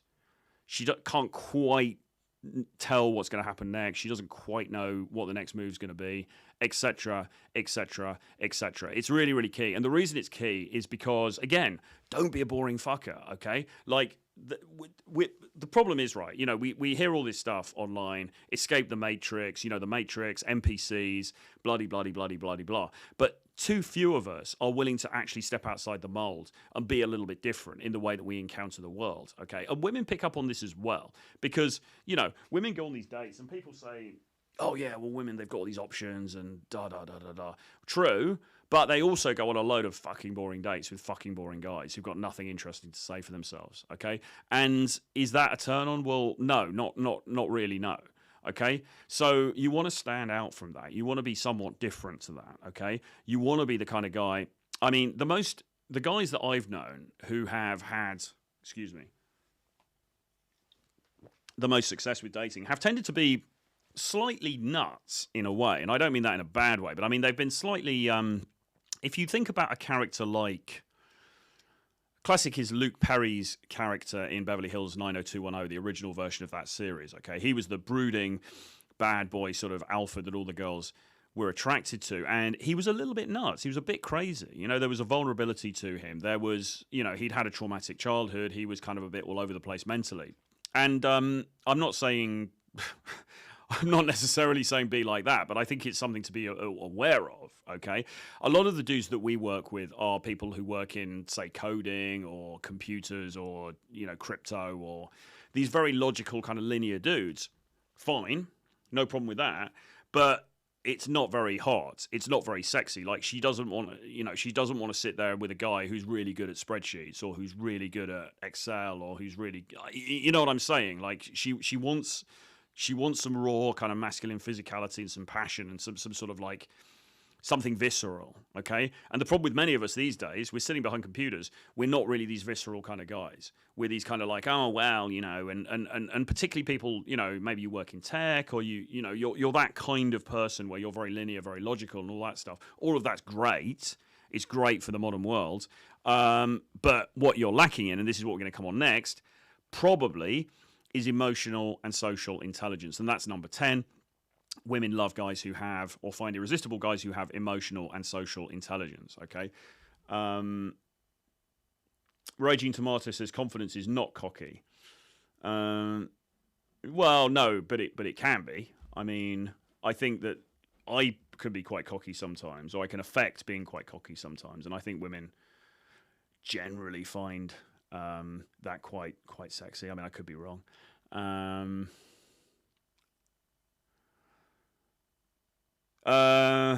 We got some more comments here. Troy Francis, I read a thread about a guy who did 2 boot camps, not yours, 400 approaches, 0 success, no pulls, nothing. WTF? Batting out of his league, or Shrek? Doomers are having a field day. I'd be interested to read the thread. So if you've got that, like, serious question, if you've got that and you can email it to me, troy@realtroyfrancis.com, or you can, if you go on Twitter, go on X, I'm @realtroyfrancis. If you can link me to it or DM me on that, or on Instagram @realtroyfrancis. As I say, email troy@realtroyfrancis.com. If you can send me the link, I would like to have a look at that because that sounds interesting and I would be interested to know. I mean, look, what can I say about that? Well, it wasn't our boot camp. Okay, fine. We're off the hook there. Thank you. Hard to say. Hard to say what the problem is. 400 approaches is a lot. If I had to guess, I mean, yes, you know, I'm not entirely discounting looks, as I said. I mean, obviously looks do come into it. How you look physically, but also how you present yourself, you know, grooming, how you dress, all of these kinds of things. So that may come into it, or it may be part of it. If I had a gun to my head and I had to guess, I would guess probably it's something to do with the way the guy is coming across. I'd also be interested to know where he did it as well, actually, because some environments are more easy than others, let's say. You know, if you're a Caucasian dude and you're in Colombia and you're doing it, it's going to be easier than if you're in Germany, for example. So there's that as well. Nevertheless, as I say, 400 approaches, it's a lot. You should absolutely be getting some results out of that. Although saying that, I mean, if you think about day game, if you think about one of the great exponents of one of the sort of revered kind of early experts in this, in inverted commas, was Nick Krauser. And Nick Krauser actually did 1,000 approaches apparently before getting any play at all, which again to me seems crazy, really. I mean, if you're having to do 1,000 approaches and you're not getting anything, that seems incredibly high, and that's certainly not typical. But the point is, I mean, Krauser self-reportedly was somebody who was somewhat on the spectrum, you know, had difficulty reading social cues. And, you know, I wasn't hanging out with him at the time. I mean, I don't know the guy well or anything like that, so I can't really comment. But I mean, presumably it was to do with, in some ways, how he was coming across, because later on he started to gain some success with it, and, you know, he wrote books about it and he became kind of an expert in the field.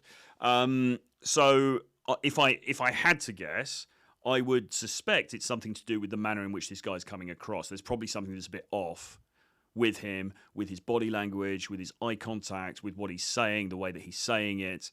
etc., etc., etc. They talk about game as being a test for normalcy. Thomas Crown did a podcast about this recently on Apple Podcasts. He does a thing called the London Day Game podcast, which is quite entertaining. And he talks about this test for normalcy. And the problem is that sometimes guys will go into this space and they are challenged on some level in terms of the way that they come across, okay? And they think, well, if I just say these lines that Tom Torero said in 2012, or if I just read these, I've read these lines on a forum, so I'm going to say that, or on Reddit or something, it's just going to work. And actually, it's not just that, okay? There's this whole... It's so holistic, the whole thing, right? Because it is about all these other areas as well, right? It is about, well, are you a normal guy? Or do you present as the kind of guy that realistically she would imagine she could date? Okay, that's kind of what it comes down to. And if you don't, because you're badly dressed, or you're overweight, or you're wearing shitty clothes, or you're badly groomed, or you can't hold eye contact because you're so socially awkward, or you say weird stuff, or you fidget and you're kind of weird, in the interaction or something like that, she's going to disqualify you.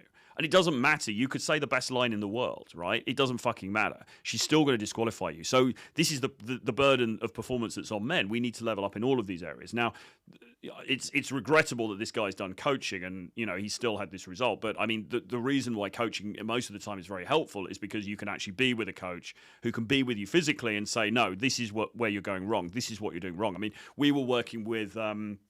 in Warsaw at the end of the year, we were working with a few guys over there, and both of them actually pretty high-value guys, right? I mean, both of them decent-looking, both of them making good money, and both of them not really getting any results in dating, okay? And actually, with both of them, there were very tangible things about the way that they were coming across that was holding them back. Now, one of them, who is, I think this, the older of the two, who's around my age, or maybe...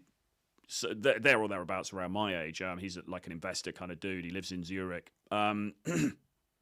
We've been chatting recently, and he's been telling me about some of the results he's been having, and he's now broken the back of it, right? And he's now starting to get some really, really good dating results, okay? But he wasn't before. And here's a guy who has money. Here's a guy who I think on the advice of Tusk, started to dress better, but he dresses pretty well and everything else. He wasn't getting any results. And it wasn't about looks. It wasn't that he's massively changed how he looks or anything like that. It's about the way that he's coming across. So that stuff it's so fucking key. And it's very hard. I can sit here on a live stream and try and explain it, but it really comes to life when you work in person with somebody, because then you can really show them, okay? Or at least getting onto an online Zoom call or something like that, because you want to see the person's body language and how they're presenting. Okay, Raging Tomato. All right, Jerome, body fat lowers T levels, raises estrogen. Okay, Raging Tomato says, reasonable unpredictability. He needs to be stable in order to add the unpredictability factor. If he's always all over the place, that's not attractive. Yeah, I agree. I mean, like all of these things, kind of nuanced, Marriage causes divorce, says, be a narcissist, sell her a fantasy. I would broadly agree with that. And he says, L, boring, nice guys win, exciting narcissists. True. Brutal L, 400 approaches is insane to zero success. Well, yes, I mean, it is, and it's certainly not typical. Actually, what can also happen is kind of the opposite to that. So I have a client I'm working with now, and he basically did his first ever approach, or his first certainly like day game approach.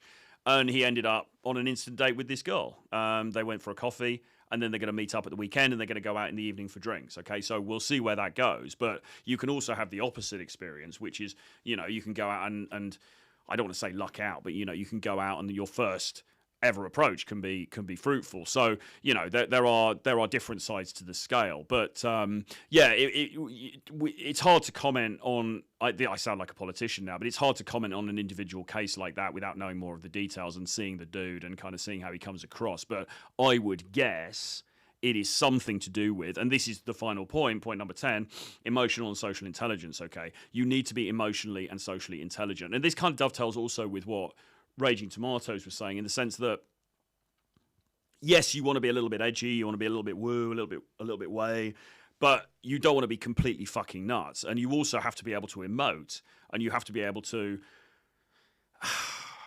as soy as it sounds, you also, to some extent, have to be open emotionally as well, right? Because, like, you know, I was dealing with a girl recently, and she was on the phone to me the other night. She's really upset because of this stupid thing that happened with a friend of hers, and her handbags got stolen, and there's all this kind of drama going on, and it's late at night, and she's on the phone to me, and she's like, "Oh, God, I can't believe this happened," and blah, blah, blah.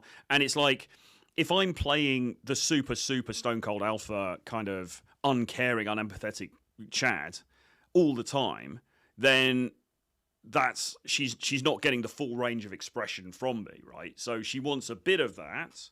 She wants a bit of the bad boy, uncaring, you know, devil may care, does what he wants kind of Chad. But sometimes she wants a bit of the more caring side as well. Okay, and if you can't have that sort of flow of emotion, that range and flow of emotion, then you're going to come across as a bit robotic, a bit one-dimensional, and you're not going to, without sounding like a woman's magazine, you're not going to be fulfilling all of her needs, right? Because she needs a range of expression from you, not just the one thing. I think, maybe Raging Tomatoes would agree with that. I don't know. I think that's pretty standard. So, you know, and social intelligence, so emotional intelligence, okay, so understanding also where she's at. So if you're doing an approach, you know, kind of like, can you intuit, okay, is she kind of into this? Or is she just going along with this out of politeness? When she's saying she's got a boyfriend, has she actually got a boyfriend, or is she just saying that because she wants to get rid of me? Social intelligence, you know, okay, is this a little bit awkward for her?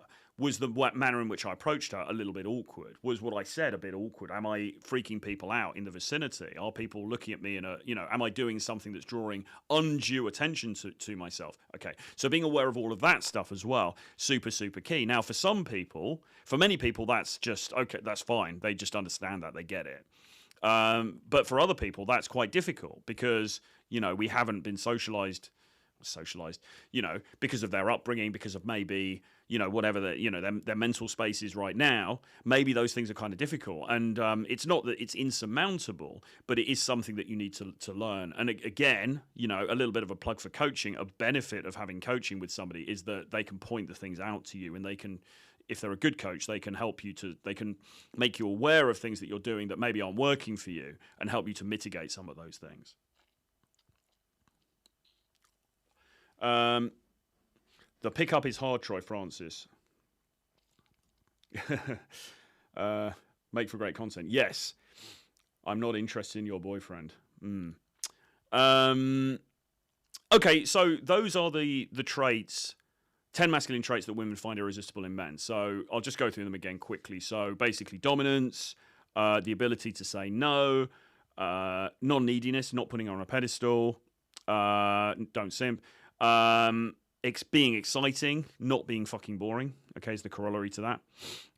Owning your sexuality, so not hiding your desire for her, being open about that, making that, you know, foregrounding that rather than trying to hide it in the shadows. Being the bad boy to some extent, okay. Being masculine, making sure that your hormones are on point, that you're firing on all cylinders, okay, and not hiding that. Oh, I also had another one actually, which I didn't mention, which is a slightly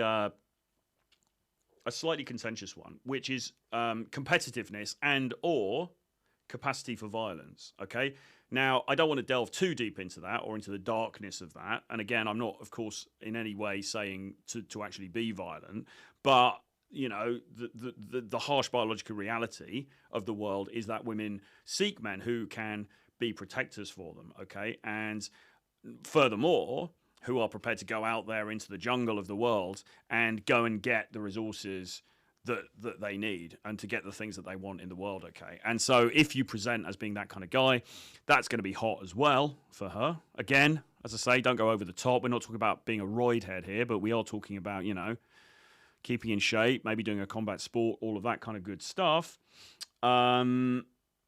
Risk-taking, unpredictability, we mentioned, and then emotional and social intelligence. So all of those things, super key. Now, what we're going to do, we have been on for quite a long time now. I've been on for about an hour and 48. So what we can do now, in the last sort of little bit, is have a look at a little bit of infield footage, and we can sort of comment on this. So what we're going to do, I'm just going to play, there's a little video of me talking to a girl in Warsaw. And we're going to watch this, and then we're going to pull out some salient points from this infield. Okay, so I'm going to switch over now.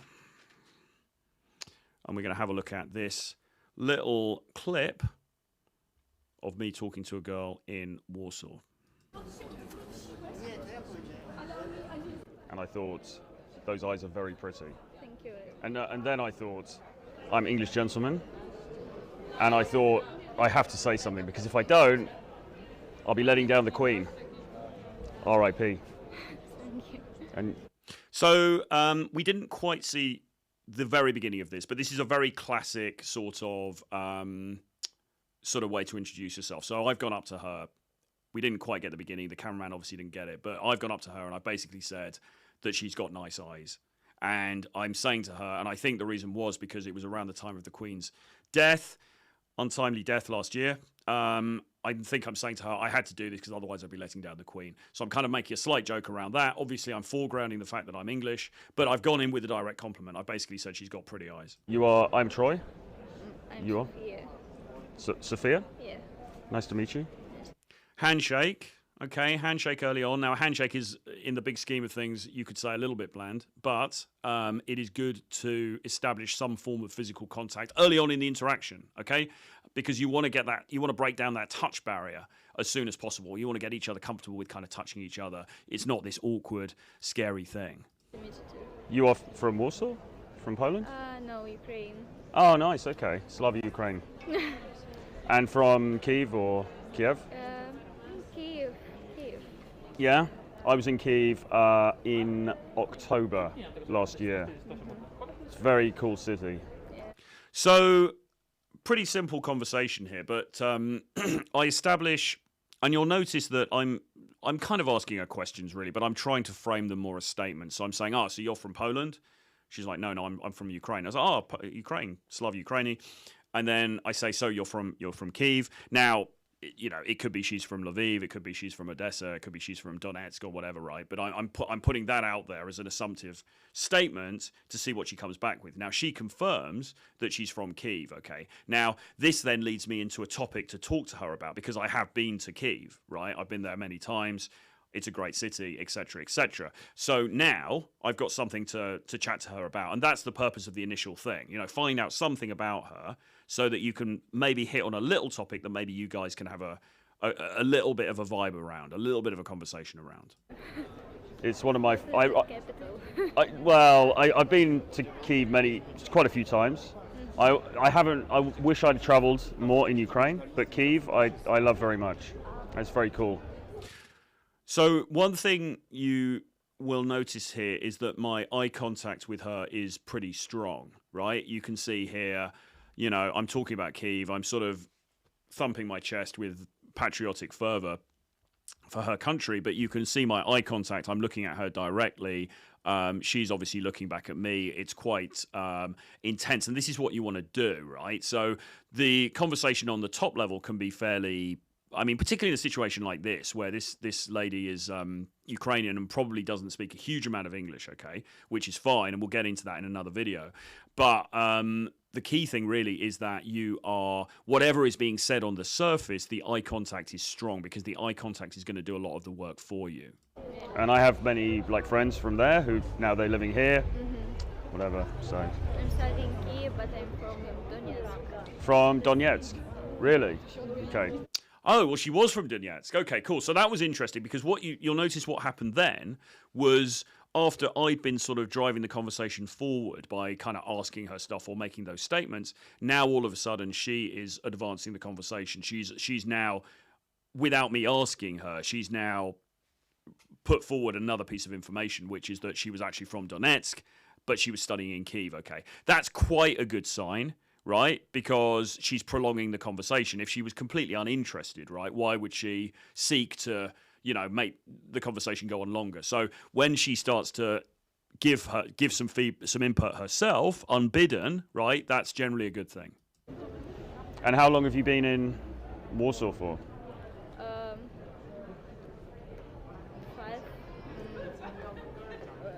So at that point, because she's done that to continue the conversation, right, I'm able to make the assumption, okay, well, look, I'm not saying she's madly in love with me or anything, obviously, but there's at least, she's at least fine with having this conversation, okay? So at that point, I'm able to sort of tone down it a little bit. I don't have to rely on statements the whole time. I can sort of ask questions a bit more and be a little bit more just like normal conversational at this point, okay? Because now it's more like, okay, right, so we've met.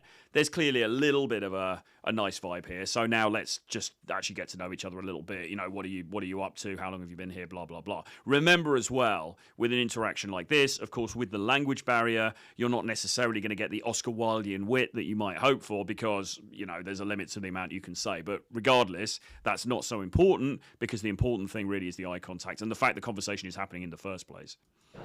Month? Since the March or... Yeah? When war Okay, yeah. And do you like Warsaw? Yeah. What's your favourite thing about it? I think it's got a good vibe. I think it's got a nice atmosphere to it, nice feeling to it. And what do you study? Psychology. So you're going to psychoanalyze me? That's what everyone says. If you say, I study psychology, everyone says, are you going to psychoanalyze me?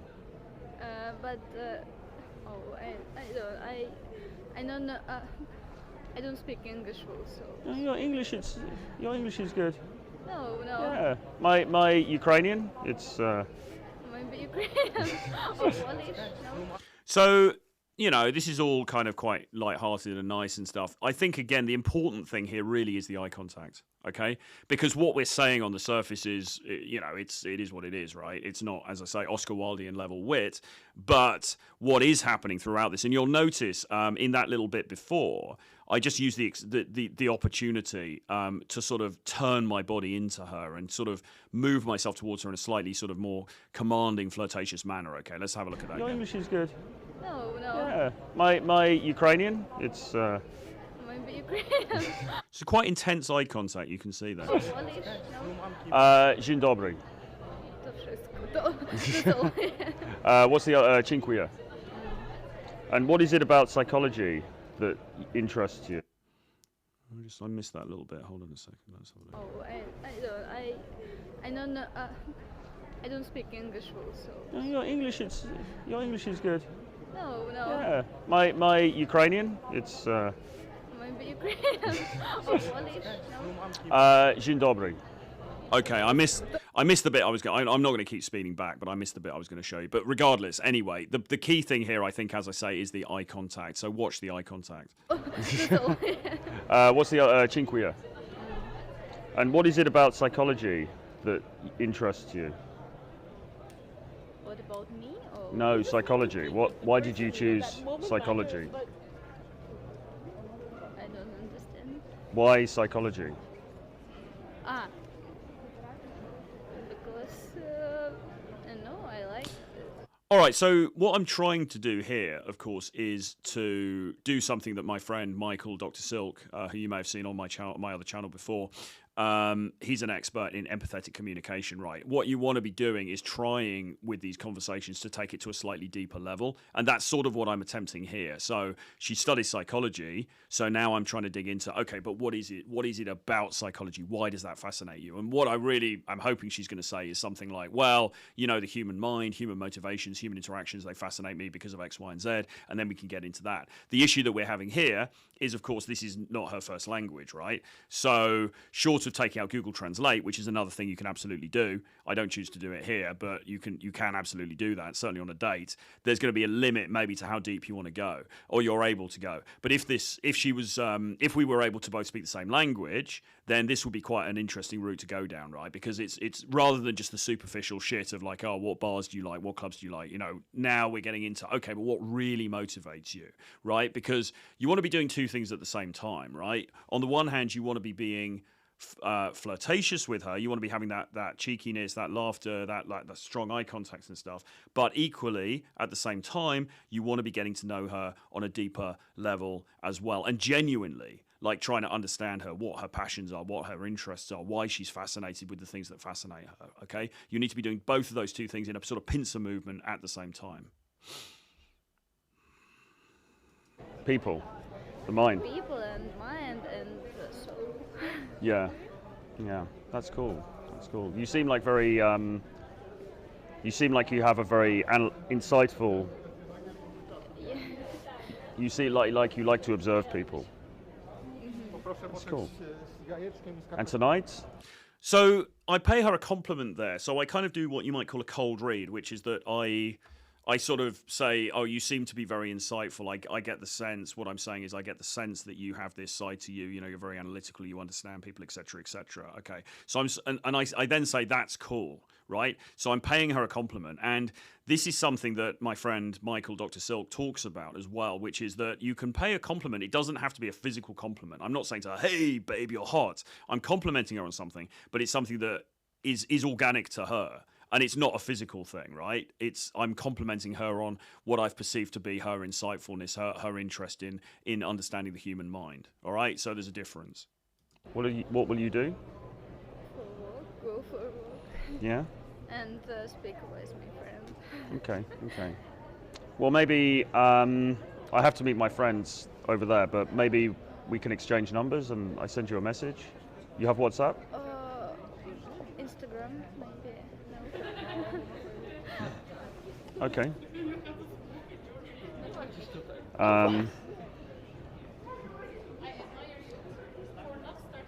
This weekend? Tomorrow you have plan? Yeah. No. Will you return to Ukraine when? No, I'm here. Yeah. Cool. Okay. Okay. All right, Sophia. Nice to meet you. Nice to meet you. Bye. Okay, so there you go. So I got her Instagram. Now, actually, as it was, she did end up responding. We messaged, and then she came out, and we met, and so on. So that was successful. Now, some people will say, well, it doesn't count. You shouldn't get Instagram, blah, blah, blah. It doesn't count unless it's a phone number. I personally, to be honest, to be completely honest, in that one, it did seem a little bit like... The other thing as well is actually, though... with Ukrainians specifically, they don't all necessarily use WhatsApp. So she might have had Telegram. So maybe I should have said, what about Telegram?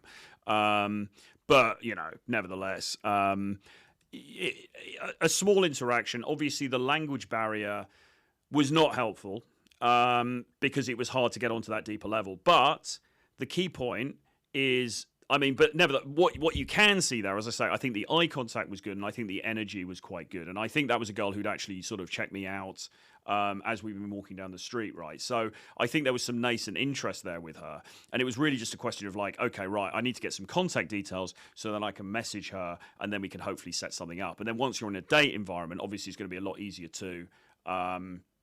This is obviously going to be a lot easier to like actually sit down with her, and you can then start to use Google Translate and make yourself understood in a more sort of deeper level, if that makes sense. They better choose Troy as the next James Bond. Redfield, Infield, unheard of, cool cameo. The force is strong with this one. Yeah, man. Look, let's have a look. We'll have a look at something else. Ukraine will experience a huge population crash. All the young people are leaving.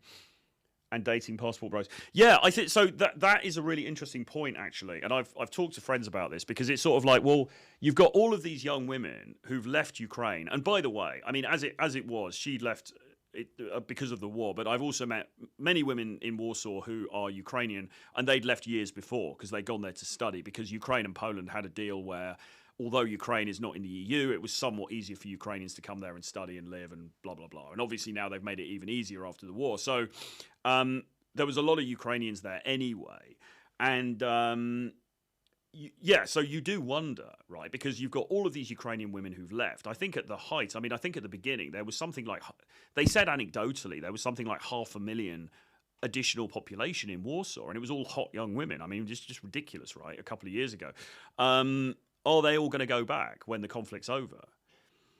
Who knows, right? Maybe some of them will, probably some of them will, but I think a lot of them probably won't, because a lot of them now are living in different European countries. They're all dating passport bros, as you said, and they're having a pretty good time. They're all on yachts somewhere, and are you necessarily going to go back to Ukraine? I think it's well-founded, and it's going to be, well, at the very least interesting to see what happens when it, you know, this thing is finally, you know, however it's going to be resolved, if it's finally resolved. But yeah, I think that's a very good comment, really. I don't know what's going to happen.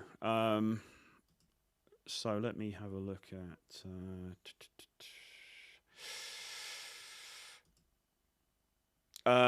imagine the men dying in war and the women are getting plowed by enemy passport bros. Black pill ultimate.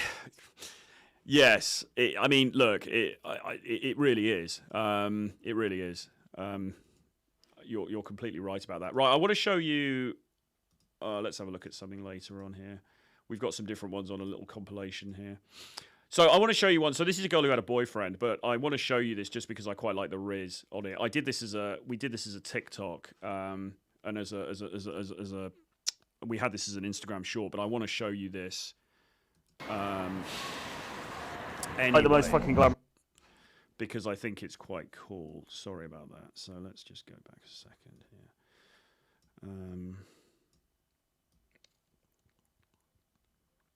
Yeah, any thoughts, any questions, just put them in the chat, please, while we're going through this stuff. Okay, right, so this is the end of one. Let's just watch this, okay? Like the most fucking glamorous girl I've seen on this road. Can I ask your name? Char. Okay, right. So the reason I want to show this one now, it turns out this girl's got a boyfriend, or she says she's got a boyfriend at the end, right? It doesn't really matter. The reason I wanted to show this was because I like the ballsiness of the approach. Now, obviously, as you can see, this is in the nighttime. So this is kind of spring, summer. Nowy Świat, which is the main street in Warsaw. It's at night. There's obviously people outside these restaurants, blah, blah, blah. So it's kind of a party, kind of an atmosphere. But I just walk up to her and I basically say, you're the fucking hottest girl I've seen on this street, okay? It's very ballsy. It's very direct.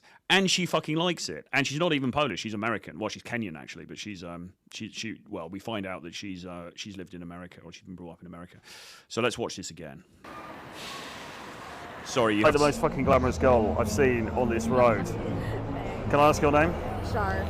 Sorry? Char. Char? Yeah. Troy. Nice to meet you. Nice to meet you. You don't sound like you're from Poland? I'm not. All right, so a couple of things there. So, firstly, you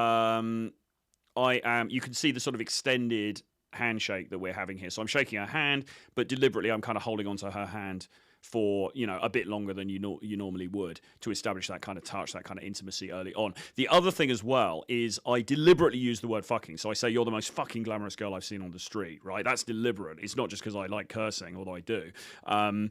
I'm trying to be as brash as I can be. Okay, now this sort of approach tends to work better at night. I've done this kind of thing, as I told you, in Miami as well, even more forcefully actually than this. And you know, like at night, it's a bit different because people have had a few drinks and they're out to party and blah blah blah. It's kind of harder to pull this sort of thing off, you know, if it's the middle of the daytime on a rainy Tuesday. But the key thing about this really is it's good to go in with some impact, right? It's good to go in and with some welly and actually create an impression straight off the bat, okay?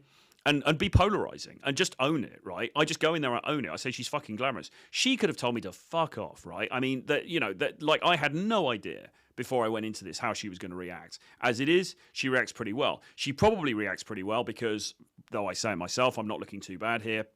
And also because it's very ballsy and it's very confident, okay?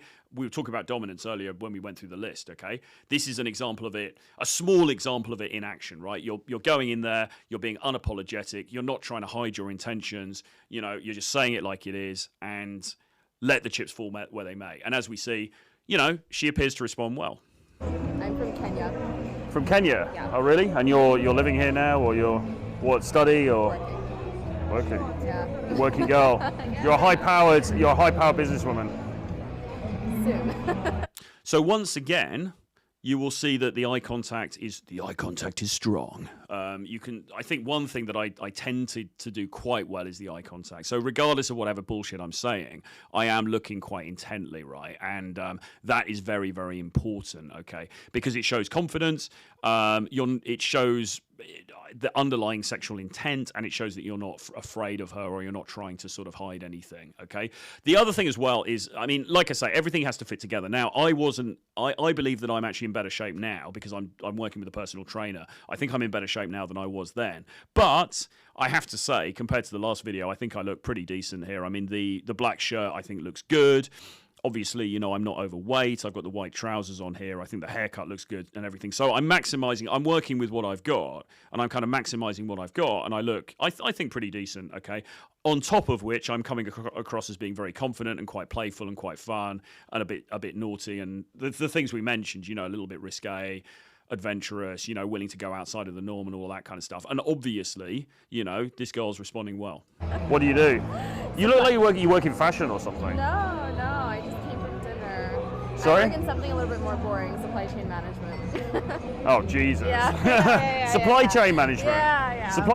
So, when you're talking about, you know, what they do for work and all that kind of stuff, because obviously, as I said, you've got the two things running at the same time. You want to be doing the Riz, but equally, you want to be trying to find out a bit about them as well and understand, you know, where they're coming from and so on. So she reveals that she works in, drum roll please, supply chain management. Now, you don't have to treat everything with kid gloves, okay? What I do here is I go, supply chain management, Jesus Christ, that's fucking boring, okay? Because it is, or it sounds very boring anyway, right? So busting her balls a bit about things like that is a fruitful thing to do, because what you don't want to do is be that nodding dog chump who's like, oh, supply chain management, wow, oh, that's cool, oh, tell me more, because it sounds fucking boring, okay? And actually, you know, I'm not sure if I do it here, but you can even play more on the dichotomy between the fact that, well, you look like such a fun, glamorous girl, and yet you're working such a boring thing. Like, what the fuck is that about? I had this actually with an ex of mine who was an accountant, and she was a, you know, fun, glamorous girl, and it's like, well, what are you doing such a boring job, right? It's mind-blowing. So you don't have to take everything that they say 100% seriously. In fact, really, you shouldn't take everything seriously. You should try to make a joke and be playful about as much as you can. Chain management. That's got to be really fucked up at the moment, right? I mean, like, It was. It's a bit better. You've handled it though, right? Sure. You have an American accent. Did you go to a like international school? No, I lived there for a few years. I'm sorry. Whereabouts? Okay, so, you know, you've got to give me props for that one. That's quite a good joke. So she says, I say, you've got an American accent. She says she lived there for a bit. I say, I'm sorry. I'm sorry to hear that. So again, you know, busting her balls. You don't have to be reverent about everything that she says. You can be fun. You can be playful. In fact, you should be doing that. You can be challenging. You know, be a little bit sort of outside of the box with this stuff, you know? You have an American accent. Did you go to a like international school? No, I lived there for a few years. I'm sorry. Whereabouts? Now, I do laugh at my own joke there, which is not actually the best thing to do, but I think I get away with it because I delivered the line quite well. So I kind of laugh at it, which I think is okay. I mean, generally speaking, you want to try to avoid laughing too much at your own jokes. I think if I'd have been completely poker faced there, it may have spoiled the moment a little bit. Yeah, you know, the key thing is try to be cocky, try to be a little bit funny sometimes. Don't just... what you don't want to be doing is having this super logical, linear conversation like it's with some dude or with somebody you're trying to network with at a networking event. Whereabouts? In Texas. Really? How was that? Good? It was good. Yeah? I kind of want to go to Austin, actually. I heard it's pretty cool. It is. Yeah. So you're based here the whole time, are you? Yeah. So that was sort of some genuine interest there. I mean, she said that she lived in Texas. You know, I haven't been to Texas. I have, you know, I quite, you know, so sometimes somebody will say something and it does genuinely spark your interest. You know, oh, okay, that's cool. And if that's the case, you can express that. It's absolutely fine to express that, you know, and even to ask them about the place. I mean, I didn't ask her. I could have asked her more probably, but you know what I mean? Like like sometimes they'll say something like, oh, actually, that is genuinely, I want to find out more about that. Well, look, I mean, I know you're on your way to dinner. Another time, I would love to take you. I'd love to take you for a Nero's lemonade. So obviously, you know, I'm trying to now get her to go on a date, or at least I'm asking her for the number. And I think I quite like the way I do it. You know, I want to take you for a Nero's lemonade. So I'm not making it too serious. It's not this like super like, oh my God, you know, I'd love to take you for a 3-course dinner or something. I'm just making a fucking joke about it, right? Have you got WhatsApp? I have a boyfriend. That's what I have. I have a boyfriend. That's what I have. Tell me in the chat if you believe her. I think she's probably telling the truth here. I think the way she says it is quite coquettish, quite flirtatious. I have a boyfriend. That's what I have. So she knows what's up. right? She knows and this is important, right? She knows I'm not there to try and be friends with her. I'm not trying to be like her gay best friend. I'm not trying to be her styling assistant, thank God, Brittany Venti, but I'm hitting on her, right? And so she shuts me down pretty quickly because it's pretty fucking clear what's happening. Now, actually, this is good because it's far better to get to the point of decision more quickly rather than being, imagine if I ended up going on 3 dates with her or something like that, and then she's actually not interested, or she has we go on these friend dates and then she's got a boyfriend or something. You want to cut to the chase quickly. You want to present as the guy who's, he's a bit of a player. She knows what he's there for. She's flattered. She finds it fun. Maybe she finds it a bit sexy in the moment, but then she puts that barrier down and she's like, no, I've got the boyfriend, whatever, fine. It's better to get to that point of decision, okay? I think she was telling the truth here. I could be wrong. Who knows? It doesn't really matter, because even if she wasn't, to be honest, if it's a rejection, that's fine. It's still better to plow through these things as quickly as possible, okay? But to try and do so in a manner that is kind of entertaining and engaging and fun and, is a good vibe for both of you, which I think is achieved here. You've got a boyfriend? Yeah. I'm devastated right now. But it was beautiful to meet you. It was nice meeting you. You're really nice. All right, Thank good to see you. Have a good See you later. night. Good night. So there you go. She says I was really nice, and I think it was a fun interaction. I think, I mean, tell me what you reckon in the comments, but I think that it was quite cool. I think that, we both came away from it. It was a nice little thing. Yeah, I don't know, man. I mean, I quite liked it anyway. I like the sort of the ballsiness of going in there. What are people saying here? It's great watching an artist apply his craft. Your next line I'm curious to hear. She was soaking up your attention and validation, then bawled when things got hot. But so what, really? I mean, I think if you're saying no free attention to these 304s or that kind of thing, I think, look, I mean, for me to have a conversation like that, I mean, how long did that last? Like 2 minutes or something like that? Like less? To have a fun little conversation with her. She probably is seeing somebody because why wouldn't she be realistically?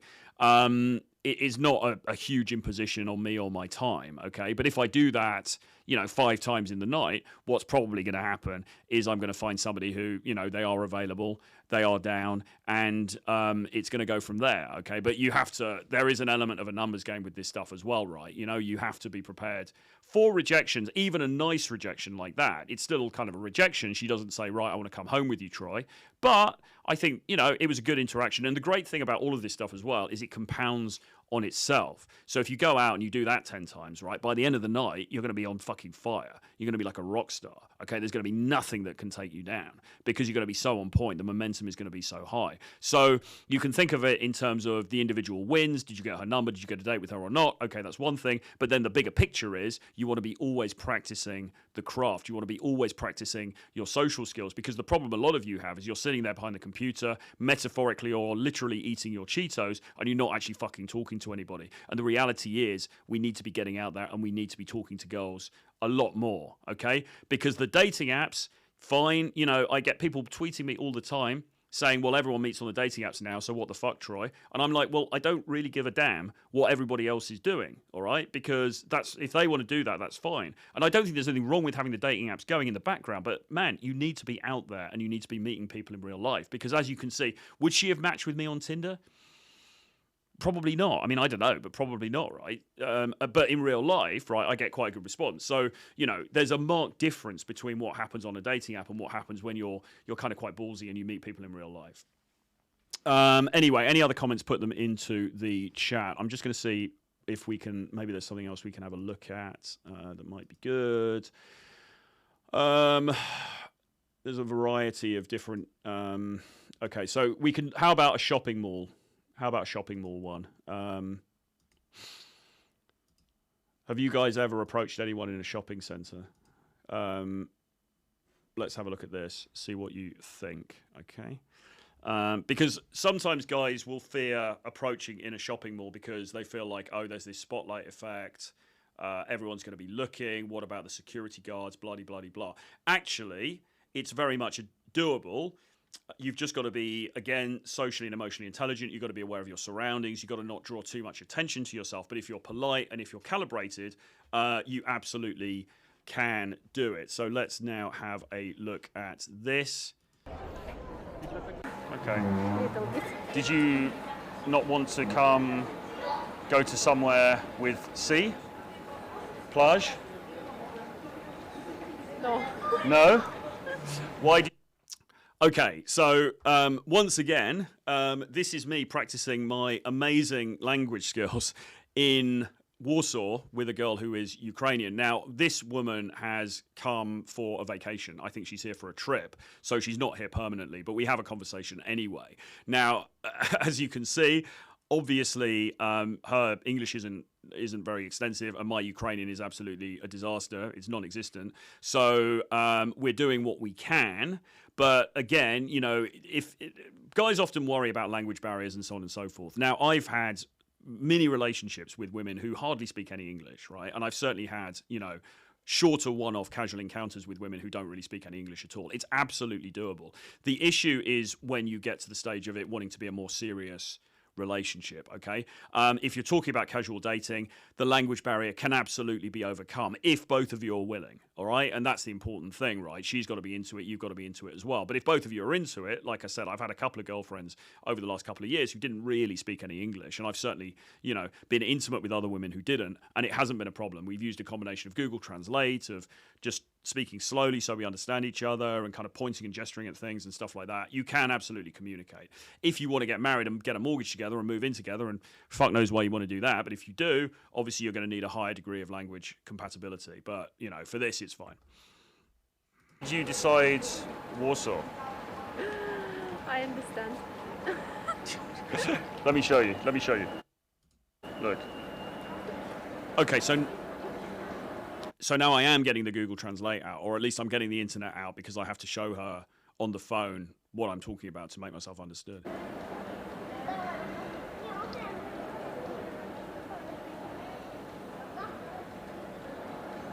The thing with the Ukrainians as well is they are, I believe, the hottest in the world, I think. I mean, some of the most beautiful women in the world are Ukrainian, without a doubt. I mean, if you look at this lady, if you look at her, you know, her figure, how she takes care of herself, look at her hair, absolutely fantastic, right? And yeah, there it is. So take from that what you will, gents.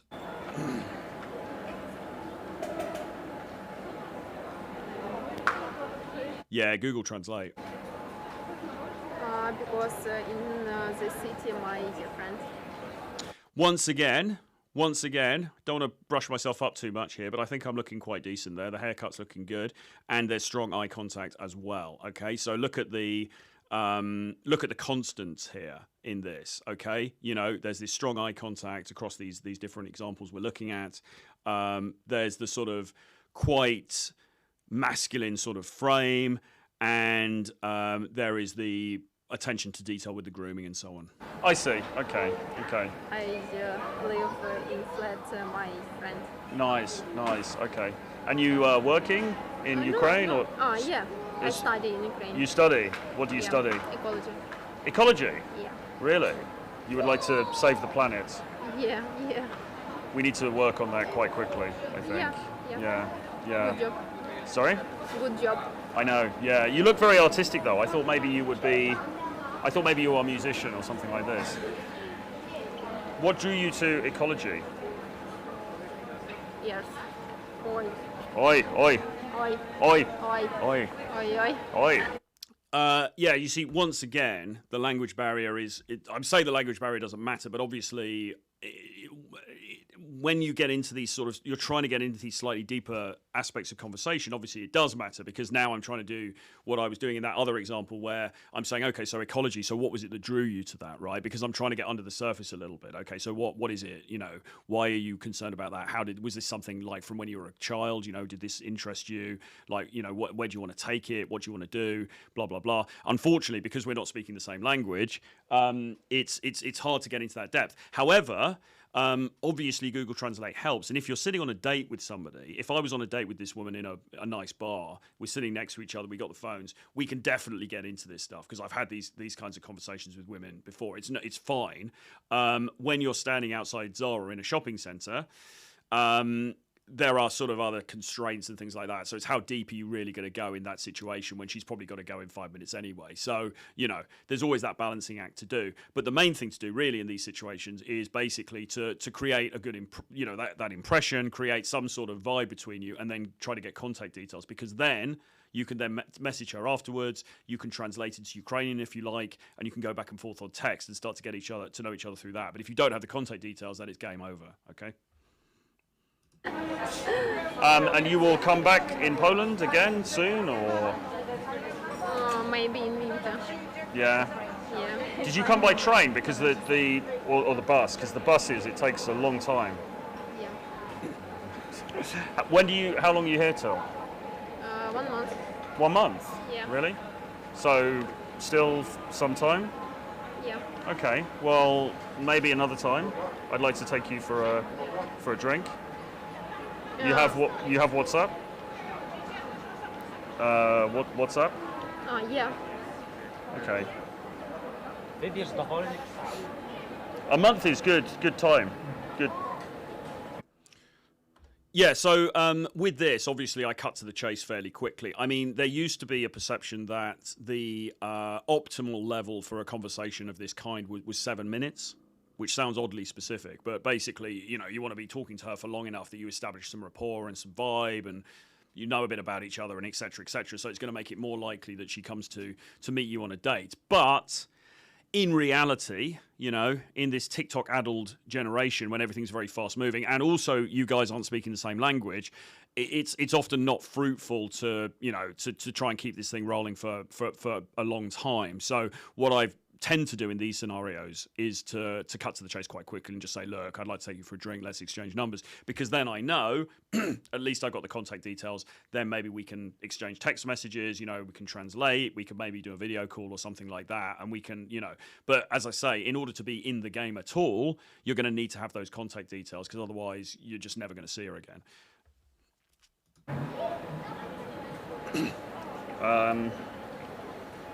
Ukraine? Ukraine. God, look at that guy! Jesus Christ, high quality man. Look at that! Look at that dude. That's like such a sort of Eastern European like dude. That's like an Eastern European Chad. Just so like there's no sort of soy latte drinking, tote bag wearing nonsense with him, is there? You know what I'm saying? Slava Ukraini. Slava Ukrainia. And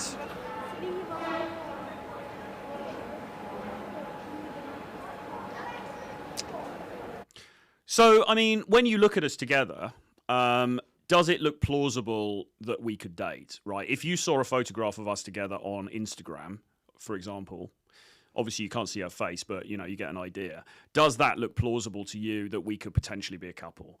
And I think that's the question you've got to ask yourself. I would say yes. I'm very narcissistic, so, I probably rate myself higher than I am. But I think looking at that, quite plausibly, we could be a boyfriend and a girlfriend out together, I think. I think that works from what I can see, right? And, there's no magic tricks here, right? You've got to sort of you've got to put yourself into the ballpark, whether that means, getting some nice clothes or being in shape or getting a good haircut and blah, blah, blah, right? You need to understand how to approach and know some of these sort of, something about the psychology of these situations, and also some technique type things. Okay, what do I do when she says this and that? But ultimately, you've also got to present as being somebody who conceivably could be her boyfriend, or at least somebody that she fucks occasionally and maybe puts on, not on her wall, but maybe she puts in her story on Instagram, right? And if you're not looking like that, then you can't expect just to walk up to an attractive girl and to make things happen. What have people said here? Lol, it's great watching. Oh, you've seen that already. She was soaking up. Got to head out now. Good talking points. Try. Have a good rest of the stream. Okay, thank you. Any other comments, please put them into the chat, guys. We'll keep going for a little bit longer. Anybody got anything else? Just put it into that chat. So yeah, it's just super, super important to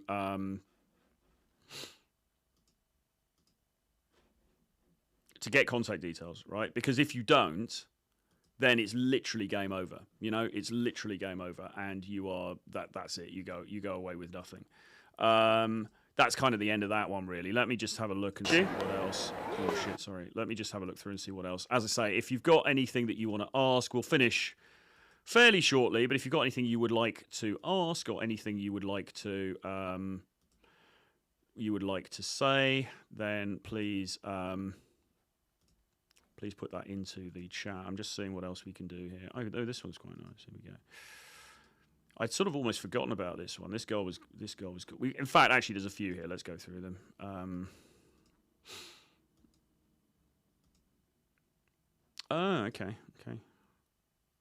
Okay, right. So this is a good one. So here is the issue of what if there are two women together at the same time, right? How do you approach them? How do you figure out that particular conundrum? Now, a lot of guys will find it very intimidating. The thought of approaching one girl is bad enough. The thought of approaching two is very, very harsh, very, very intimidating, and they'll often not do it. But you need to get used to doing it because a lot of women are going to be out in pairs, okay? So here's an example of when I did that. This, again, is in the evening. It's in Warsaw, so let's have a look at this, and we'll comment on it as we go through.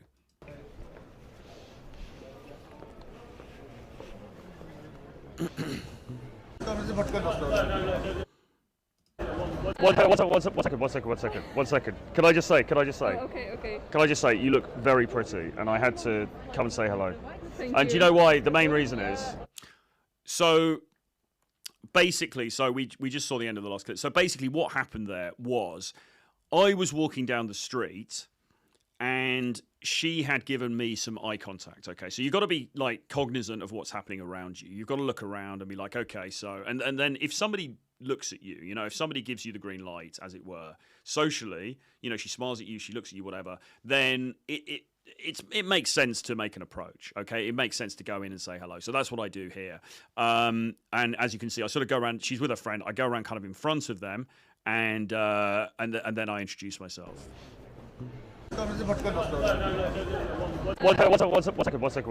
second. Can I just say? Oh, okay. Can I just say, you look very pretty, and I had to come and say hello.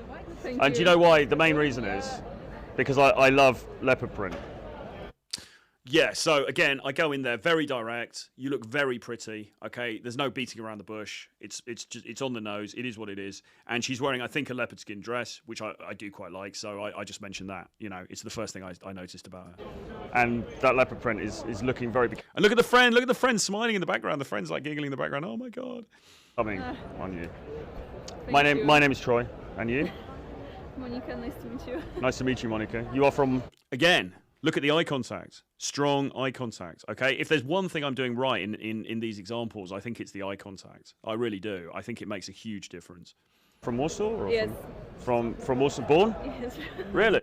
Prolonged handshake, and here I put my other hand on top of her hand. Okay, so once again, you know, you've got that little bit of physical contact going, even though it's very early in terms of us just having met. Dzień dobry.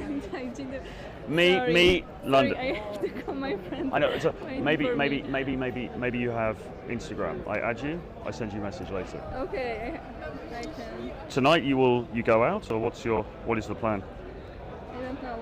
We're looking for our friends now. Yeah. So, Okay. Hello. You are friends, or? yes. Yeah.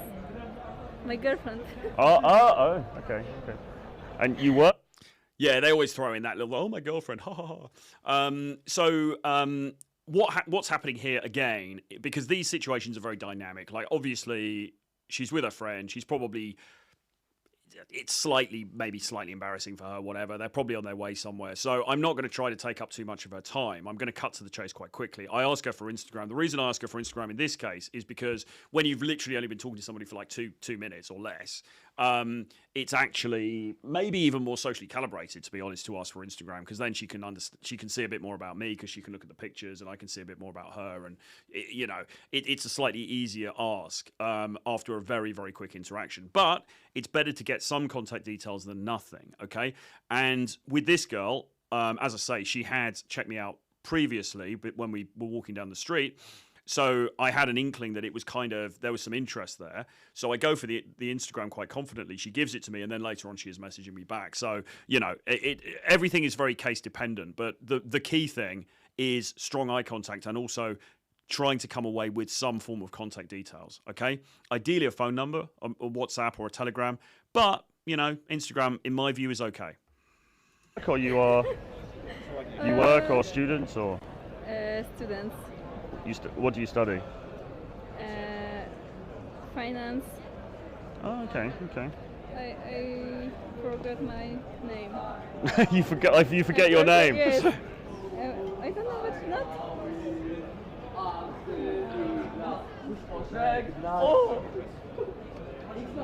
So, well, on Instagram, I had this up on Instagram, and some catty girl wrote, "Oh yeah, I always forget my name when I'm not interested as well." But quite clearly, what's happening here is she's now actually tapping into my phone, trying to find herself on there. So, you know, it wasn't actually lack of interest. I think genuinely she just had a bit of a, you know, brain kind of meltdown. It's me. Cool. Troy, nice to meet you. Bye. Okay.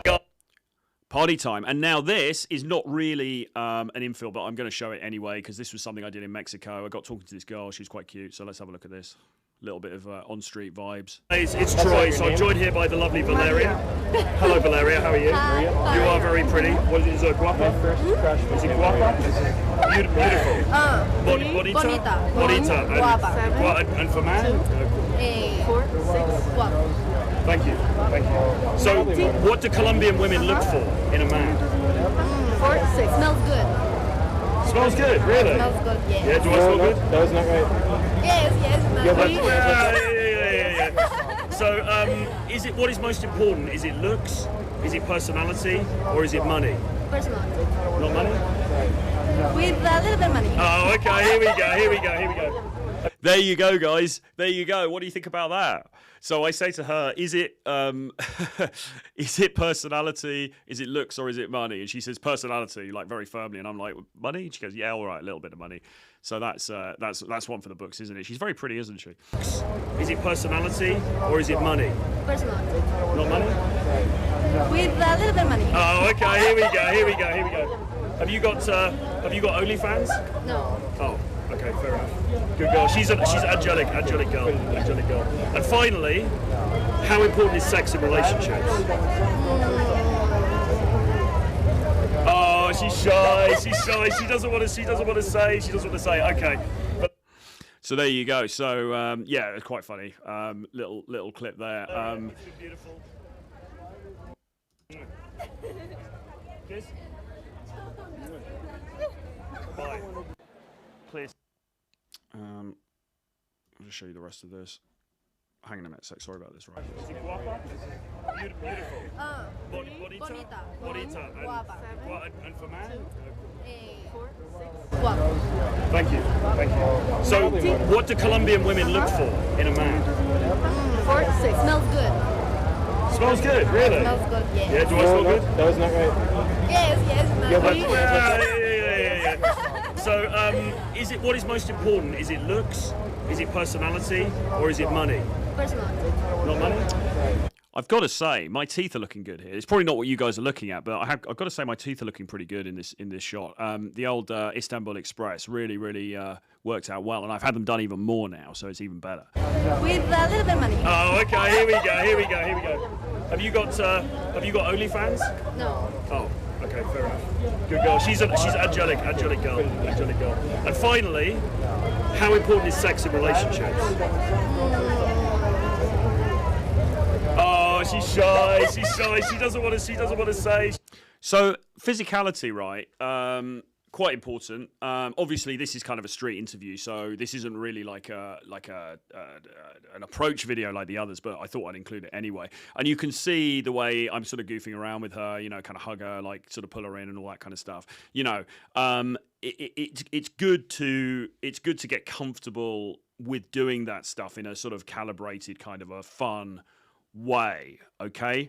I'm not suggesting in any way doing anything that's kind of weird or creepy or whatever, but just being like more physical is really, really super key. And for me, it was something that I really had to work on, right? It wasn't something that came to me naturally. It was something that I really, really kind of had to work on in order to get to the point where I felt comfortable with doing this kind of shit. Just want to say, okay, Valeria, it's been beautiful. Kiss. And there you go. Bye. Clear skin, you just look really cool. My name is Troy. Nice. All right, so for some reason this is really dark, but I think this comes through. Nastya, I'm from London. Ukraine. Ukraine, really? Whereabouts in Ukraine? Which city? Kyiv? Kyiv. You from Kyiv or you? Yeah? I was in Kyiv in October. Super nice, super cute. I'll show you.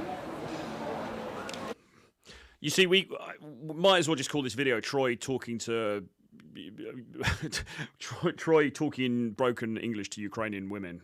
But I mean, yeah, this is from last summer. It was quite funny, really. But as I say, you know, using the phone, using Google Translate, using the internet, you know, looking up images and things like that, you can absolutely make yourself understood in these scenarios. And you live in Warsaw? Yes, of course. Long time? Yeah.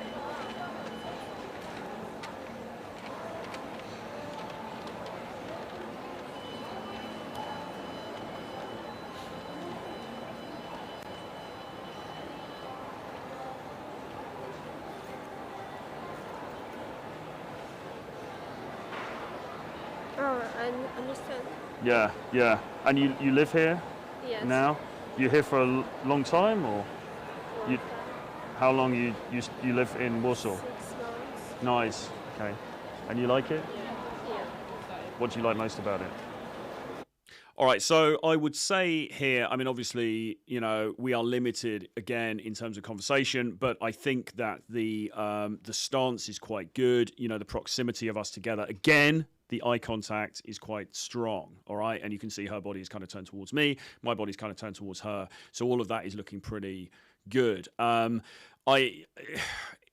Very, very difficult with these kind of situations because I think there's nascent interest here from her part, but obviously because of the language barrier, it's kind of hard to add meat to the bone, which is why really, in the end, you want to be getting the contact details and then busting out of there. What is your favourite thing about Warsaw? Restaurant. Yeah? Shopping. Yeah? You like to buy many things? You like to buy Yeah. many shoes? Yeah. Yeah? Yeah. Yeah. And you work or you study? Study. What do you study? Fashion? Student. Student? Really? And you study maybe fashion? No. Economics. Okay, okay. So you have brains and beauty. Mixture. And what is your plan tonight? You go out or you go home and relax?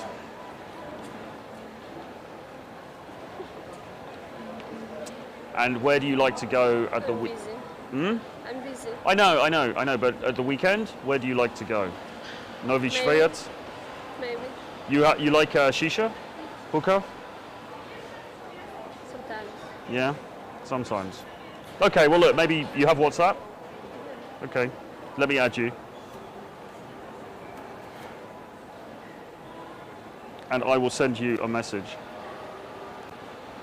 You, Poland? Poland? Yeah.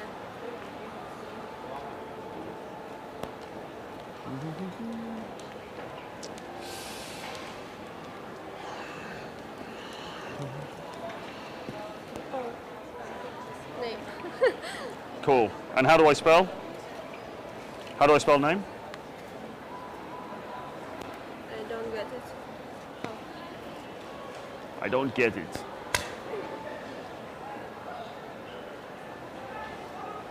Nastya, how can I forget? You know mine? Troy. Troy. Now? No.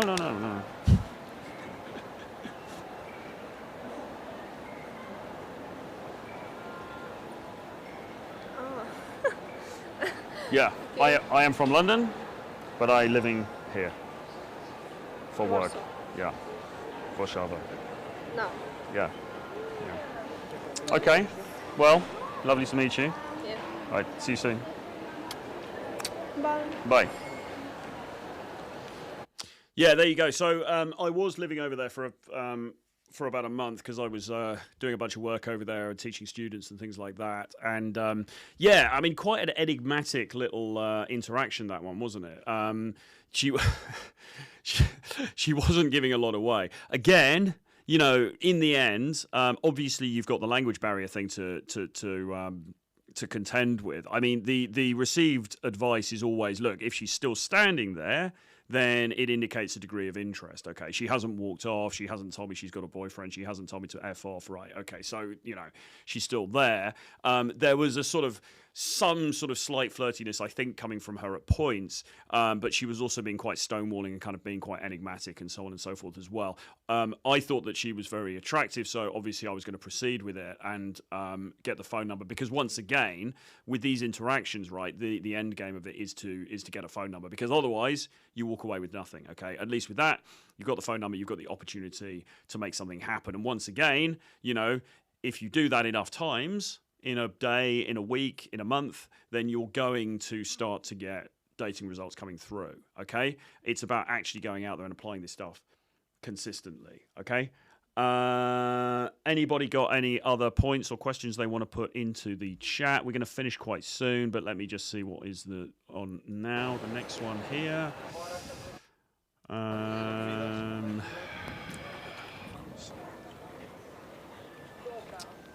Just going to see what is going on here. Blah, blah, blah. Yeah, anybody got any thoughts on that, or any questions or any comments, put them into the chat and let me know what you White. All right, let's have a look at this. Let's have a look at this. So this was a Turkish lady that I met in Warsaw. So let's have a look. Here we go.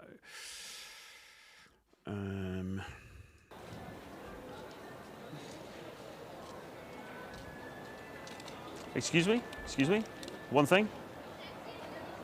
You look beautiful. Thank you. You wear all white. You wear all white like Angel. Can I, are you from Poland or from Warsaw? Turkey. From Turkey. Next month I go to Istanbul Oh, good. for 3 weeks, something like that. My friend is living there at the moment. He said, amazing right now. Loads of people, like the atmosphere is fucking amazing apparently. Right, that was obviously before I'd been to Istanbul for the first time. I've been a number of times now. So again, you're with conversation, you're trying to sort of basically pull a conversation out of thin air, right? You don't know each other at all. She's given me this, you know, she's from Turkey. I mentioned Istanbul. She confirms, right, she's from Istanbul. So now we've got something to talk about. Now, even though I hadn't been there, I was able to, you know, to riff on it a little bit. I was able to say some stuff, enough that she kind of stops and gets a little bit more engaged. Which area in Turkey are you from? Istanbul. Istanbul. You live here now? Yeah, I'm living here. Yeah? For a long time or? It's been 2 years. How'd you like it? Ah! What's that? Ah! Because before I was in Netherlands, that's why. Oh God. Yeah. Well, this has got to be better, surely. Sorry? This has got to be better than Netherlands. According to Netherlands, I don't know. Netherlands is my dream country, so. So again, you don't have to take everything that they say on face value or be super serious about everything they say. Okay, right. So she said she's living in Warsaw, but previously she lived in the Netherlands. So I'm like, well, fucking hell. Well, this, like, Warsaw must be better, surely, right? So, you know, a more normie approach to that might be like, oh, wow, you lived in the Netherlands. That's so cool. Tell me about that. Whereas I just could slate the Netherlands in favor of Warsaw, right? Once again, it's not taking everything that they say too seriously. It's not trying to have this super linear conversation. And it's not just automatically approving of everything that she says. Really? Yeah. Do you know what? I met a few people recently who've said that. Where were you? Like Amsterdam or? No, Den Haag. Where? Den Haag. Den Haag. Is that a cool place? But it's Hagu. okay. Okay. Like Scheveningen around. The which? Scheveningen around. Oh, okay. Rotterdam, you know? Oh yeah, Rotterdam. Yeah. It's a cool place. What do you do there? I was in there for internship, Yeah. and then I came here for work. Okay. What work do you do? I'm working on Google. You look very artistic. But I thought Netherlands, I never thought of it as a place I'd like to live. I think when I've been to Netherlands, it seems very clean and very tidy and very sort of safe. But there's something about, like Warsaw, when I come to Warsaw, it's got this like, there's a bit of excitement about it. There's a bit of like vibe about it. Do you know what I mean? Kind of same vibe actually. Not, Sorry? not that different. Kind of same vibe somehow because it's one of European countries, so. Yeah, but they've still got a different feel. According to my countries. So what I'm trying to do is to make the language a little bit more sort of passionate, a little bit more emotional. Okay, so that's why I'm talking about the feeling, the energy of the place, etc., etc. Now she then pushes back and she says, well, no, actually, these European countries, they're all kind of the same. And then I push back again and I say, well, no, actually, these places have a different feel. Okay, so once more, you don't have to agree with everything she says. In fact, actually, it's better to not agree with everything she says. It's better to challenge certain things that she says, okay? Because you don't want to just come across as being this guy who's just going to sort of say yes to everything like a nodding dog. So I can compare them. You can't decide between the two of them. Sorry? You couldn't decide which is better. Netherlands is better. What about Turkey? Have you? I can't talk about my country. Hmm? I can't talk about my country. My country's like heaven. Heaven? Yeah, have you ever been in there? Yeah, I've been there. Yeah. So, But I want to go there on the beach. I want to lay on the beach and I want to take in the sun and I want to drink some pina colada now and you go can in the do sea. that. And why can't you do that? Sorry? Aren't you going to do that this year? Can I do that? No? No, I don't have time for that. You don't have time. You're a busy lady. Really? What are you doing tonight? Do you go out party or? I'm gonna sleep. You're going to sleep? I'm working. It's weekdays, so Oh, you shouldn't work too hard though. You need some time for relaxation as well. I prefer to be businesswoman. Strong, independent. Yeah? My name is Troy. Nur. Who? Nur. Nushu. Nur. I like it when they can roll their R's like that. And she just cracks a little bit of a smile here, so it's quite fun. It gets a little bit slightly more flirty as we go through this. Nur, like Nur. I like your tattoos. Thank you. Look, I sense that you want to go home, which is fine. I don't blame you. But another time, I would love to meet you for a coffee or a drink because you seem very interesting. Perhaps we can exchange. You got WhatsApp? Yeah. Let me add you. Do you ever smoke shisha? Shisha, of course, it's from my country. It's normal. I know. What Turkish girl doesn't smoke shisha? Come on. A really good shisha place. We should go.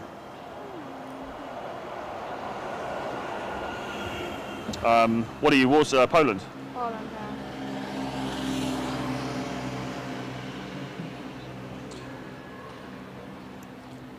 I also like your slippers, by the way. It's very cute. And how do I spell? no. Oh, Nur. And N. Nur. Okay, Nur. Lovely to meet you. See you later. Bye. All right, so that I think is quite a nice little example of something that went from being, not really very much to speak about at the beginning to actually then going on and being, quite a nice flirty little encounter. And we did end up texting back and forth. I don't think we actually ever ended up meeting. I mean, obviously, the other logistical thing about this is I was back and forth from these places anyway, so I wasn't from Warsaw, so I wasn't there the whole time, and you kind of lose touch with people and stuff like that. But nevertheless, a nice little conversation. And once again, I think what you need to be doing is just doing this stuff consistently, because if you're doing it consistently, sure, you're going to get rejections. You're going to get ones that don't go your way, but over a period of time, like with compound interest, like investing in the S&P 500, over time it's going to compound, okay, and you're going to start to get dividends from it. Sergio says, last time I did cold approach, I got deer headlights look from her. Really did just put me off, said never mind. Sergio says girls are really fit in Poland. Yes, many of them are. And the Bizzle says, greetings from Amsterdam. Good to see you, bro. Yeah, so look, I mean, well, I'm sorry that happened to you, Sergio. I mean, look, like sometimes you're going to get a bad reaction. It's just what it is, right? I mean, the thing about this is you want to incorporate it as part of your lifestyle. It just needs to become part of you rather than just this weird random thing that you do once. And oh my God, you know, like you can't assume just because one woman, behaves in a certain way that every woman is gonna react in the same way. It's just not like that, okay? You know, you get a variety of different reactions to this kind of thing, and it's also down to, you know, how you're coming across as well and how calibrated you are. And once again, you know, a little bit of a plug for my services. If you're interested in coaching with me, you can email me troy@realtroyfrancis.com, or you can DM me on Twitter or X or Instagram @realtroyfrancis, and we can have a chat. But fundamentally, another important aspect of this is how you're coming across in these interactions. You know, what you're actually doing, what you're saying, how the eye contact is, how the proximity is, and so on and so forth. Okay, this stuff is very, very important. It makes a huge difference. Anyway, listen, we've been on for a long time. It's been nearly 3 hours, the longest stream I've done on this channel. Hope you guys have enjoyed it. Hope you got some value from this. Please do subscribe to the channel if you haven't already. Do hit the notifications bell so you are informed when new videos come up. Do drop a comment below. Do give me a like, give me a thumbs up, etc., etc. And going to be back next week. We're going to be doing Tuesday, Wednesday, Thursday live streams. Currently 2 p.m. UK time, so look out for that next week. And have a great weekend, guys, and I will see you again very soon. Bye-bye.